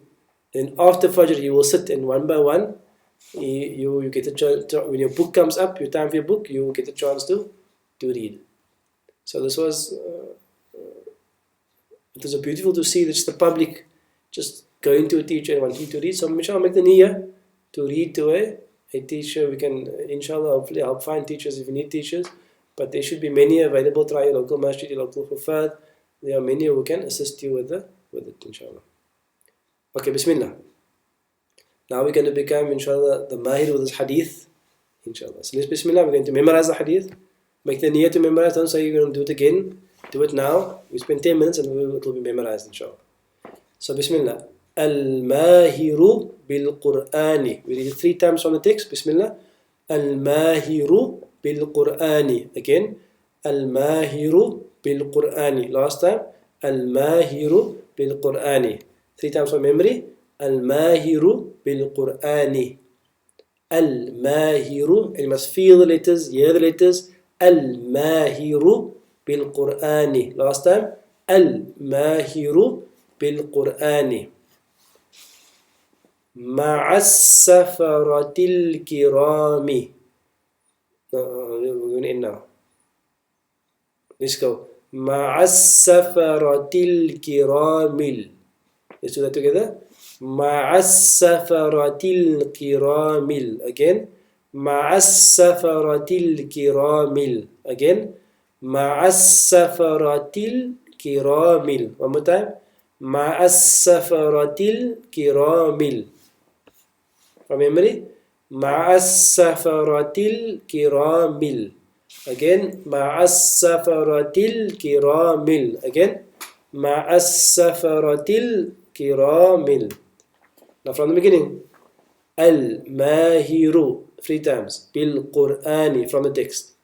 Al-mahiru bil-Qur'ani. Ma'as-safaratil kiramil. You can see the first al is shamsiyah. Ma'as, they don't say the al. And the second 2 you say the al. You say the al. Al-kiramil barara. So bismillah. Al-mahiru bil-Qur'ani. Ma'as-safaratil kiramil. Again. Al-mahiru bil-Qur'ani. Ma'as-safaratil kiramil. Last time. Al-mahiru bil-Qur'ani. Ma'as-safaratil kirami. From memory. Al-mahiru bil-Qur'ani. Ma'as-safaratil kiramil. Again. Al-mahiru bil-Qur'ani. Ma'as-safaratil kiramil. Last one. Al-mahiru bil-Qur'ani. Ma'as-safaratil kiramil. Kiramil barara. Say barara. Barara. Okay. Barara. Say safaratil kiramil barara. Safaratil kiramil barara. Again. Safaratil kiramil barara. This is the whole thing from the beginning. Al-mahiru bil-Qur'ani. Ma'as-safaratil kiramil barara. From the text again. Al-mahiru bil-Qur'ani. Ma'as-safaratil kiramil barara. Again. Al-mahiru bil-Qur'ani. Ma'as-safaratil kiramil barara. From memory. Al-mahiru bil-Qur'ani. Ma'as-safaratil kiramil barara. Try to get the meaning of the words in your mind. Al-mahir, the one who is proficient. Bil-Qur'ani, with the Qur'an. Ma'a is with. As-safarati, the recording angels. Al-kiram, the noble recording angels. Al-barara, the good and obedient recording angels. Try to hear the word meanings, feel the meanings as well. Al-mahiru bil-Qur'ani. Ma'as-safaratil kiramil barara. Again. Al-mahiru bil-Qur'ani. Ma'as-safaratil kiramil barara. Last time from memory. Al-mahiru bil-Qur'ani. Ma'as-safaratil kiramil barara. Next one. Walladhi yaqra'ul Qur'ana. From text. Walladhi yaqra'ul Qur'ana. And don't say Qur'an with the ain, it's Qur'an with the empty an. Walladhi yaqra'ul Qur'ana. Again. Walladhi يقرأ القرآن مفعول به. Last time والذي يقرأ القرآن from memory والذي يقرأ القرآن again والذي يقرأ القرآن again والذي يقرأ القرآن from the beginning الماهر بالقرآن مع السفرة الكرام البررة والذي يقرأ القرآن from the text again الماهر بالقرآن مع السفرة الكرام البررة والذي يقرأ القرآن last time from the text الماهر بالقرآن مع السفرة الكرام البررة والذي يقرأ القرآن from memory الماهر بالقرآن مع السفرة الكرام البررة والذي يقرأ القرآن again الماهر بالقرآن مع السفرة الكرام البررة والذي يقرأ القرآن last time الماهر بالقرآن مع السفرة الكرام البررة والذي يقرأ القرآن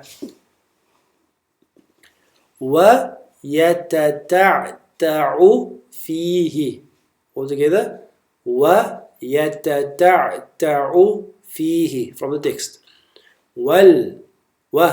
ويتتعتع فيه ويتتعتع فيه from memory ويتتعتع فيه from memory again ويتتعتع see the word يتتعتع فيه again ويتتعتع فيه from the beginning الماهر بالقرآن مع السفرة الكرام البررة والذي يقرأ القرآن ويتتعتع فيه from the beginning الماهر بالقرآن مع السفرة الكرام البررة والذي يقرأ القرآن ويتتعتع فيه from memory إن شاء الله الماهر بالقرآن مع السفرة الكرام البررة والذي يقرأ القرآن ويتتعتع فيه last time الماهر بالقرآن مع السفرة الكرام البررة والذي يقرأ القرآن ويتتعتع فيه وهو عليه شاق وهو عليه شاق again وهو عليه شاق last time وهو عليه شاق from memory وهو عليه شاق وهو عليه شاق وهو عليه شاق Let's do from the beginning إن شاء الله الماهر بالقرآن مع سفرة الكرام البررة والذي يقرأ القرآن ويتتعتع فيه وهو عليه شاق Let's go to the second half rather be quicker إن شاء الله والذي يقرأ القرآن ويتتعتع فيه وهو عليه شاق from the text والذي يقرأ القرآن ويتتعتع فيه وهو عليه شاق last time والذي يقرأ القرآن ويتتعتع فيه وهو عليه شاق from memory والذي يقرأ القرآن ويتتعتع فيه وهو عليه شاق again والذي يقرأ القرآن ويتتعتع فيه وهو عليه شاق last time والذي يقرأ القرآن ويتتعتع فيه وهو عليه شاق last two words له أجران له أجران له to him and him specifically is أجران له أجران له أجران from memory له أجران له أجران له أجران second half والذي يقرأ القرآن ويتتعتع فيه وهو عليه شاق له أجران again والذي يقرأ القرآن ويتتعتع فيه وهو عليه شاق له أجران again والذي يقرأ القرآن ويتتعتع فيه وهو عليه شاق له أجران from memory والذي يقرأ القرآن ويتتعتع فيه وهو عليه شاق له أجران last time والذي يقرأ القرآن ويتتعتع فيه وهو عليه شاق له أجران This is twice from the text the whole one twice from memory and then the rest is up to you inshallah. Start from the text. Bismillah. الماهر بالقرآن مع السفرة الكرام البررة والذي يقرأ القرآن ويتتعتع فيه وهو عليه شاق له أجران. One more time. الماهر بالقرآن مع السفرة الكرام البررة والذي يقرأ القرآن وهو عليه شاق ويتتعتع فيه وهو عليه شاق له أجران. Last time from the text. الماهر بالقرآن مع السفرة الكرام البررة والذي يقرأ القرآن ويتتعتع فيه وهو عليه شاق له أجران. Twice from memory. Bismillah. الماهر بالقرآن مع السفرة الكرام البررة والذي يقرأ القرآن ويتتعتع فيه وهو عليه شاق له أجران. Last time. الماهر بالقرآن مع السفرة الكرام البررة والذي يقرأ القرآن ويتتعتع فيه وهو عليه شاق له أجران. May Allah accept, inshallah. Practice. A little bit of practice will become part of your permanent memory. Practice, inshallah. Make it part of your permanent memory. It comes with a bit of striving. Allah will reward your striving as Allah rewards those who struggle with the Quran. Allah bless and protect all of you, inshallah. Prepare for Ramadan. Don't enter Ramadan unprepared, inshallah. Prepare for Ramadan, prepare your hearts, prepare your homes, prepare your families for Ramadan, and make it a special event within yourselves and within your homes, inshallah ta'ala. We will see you on the evening classes, Night Muhammad, and we will see you also on Sunday, inshallah. I pray Allah protects and blesses all of you. Please keep us in your du'as. Assalamu alaikum wa rahmatullahi wa barakatuh.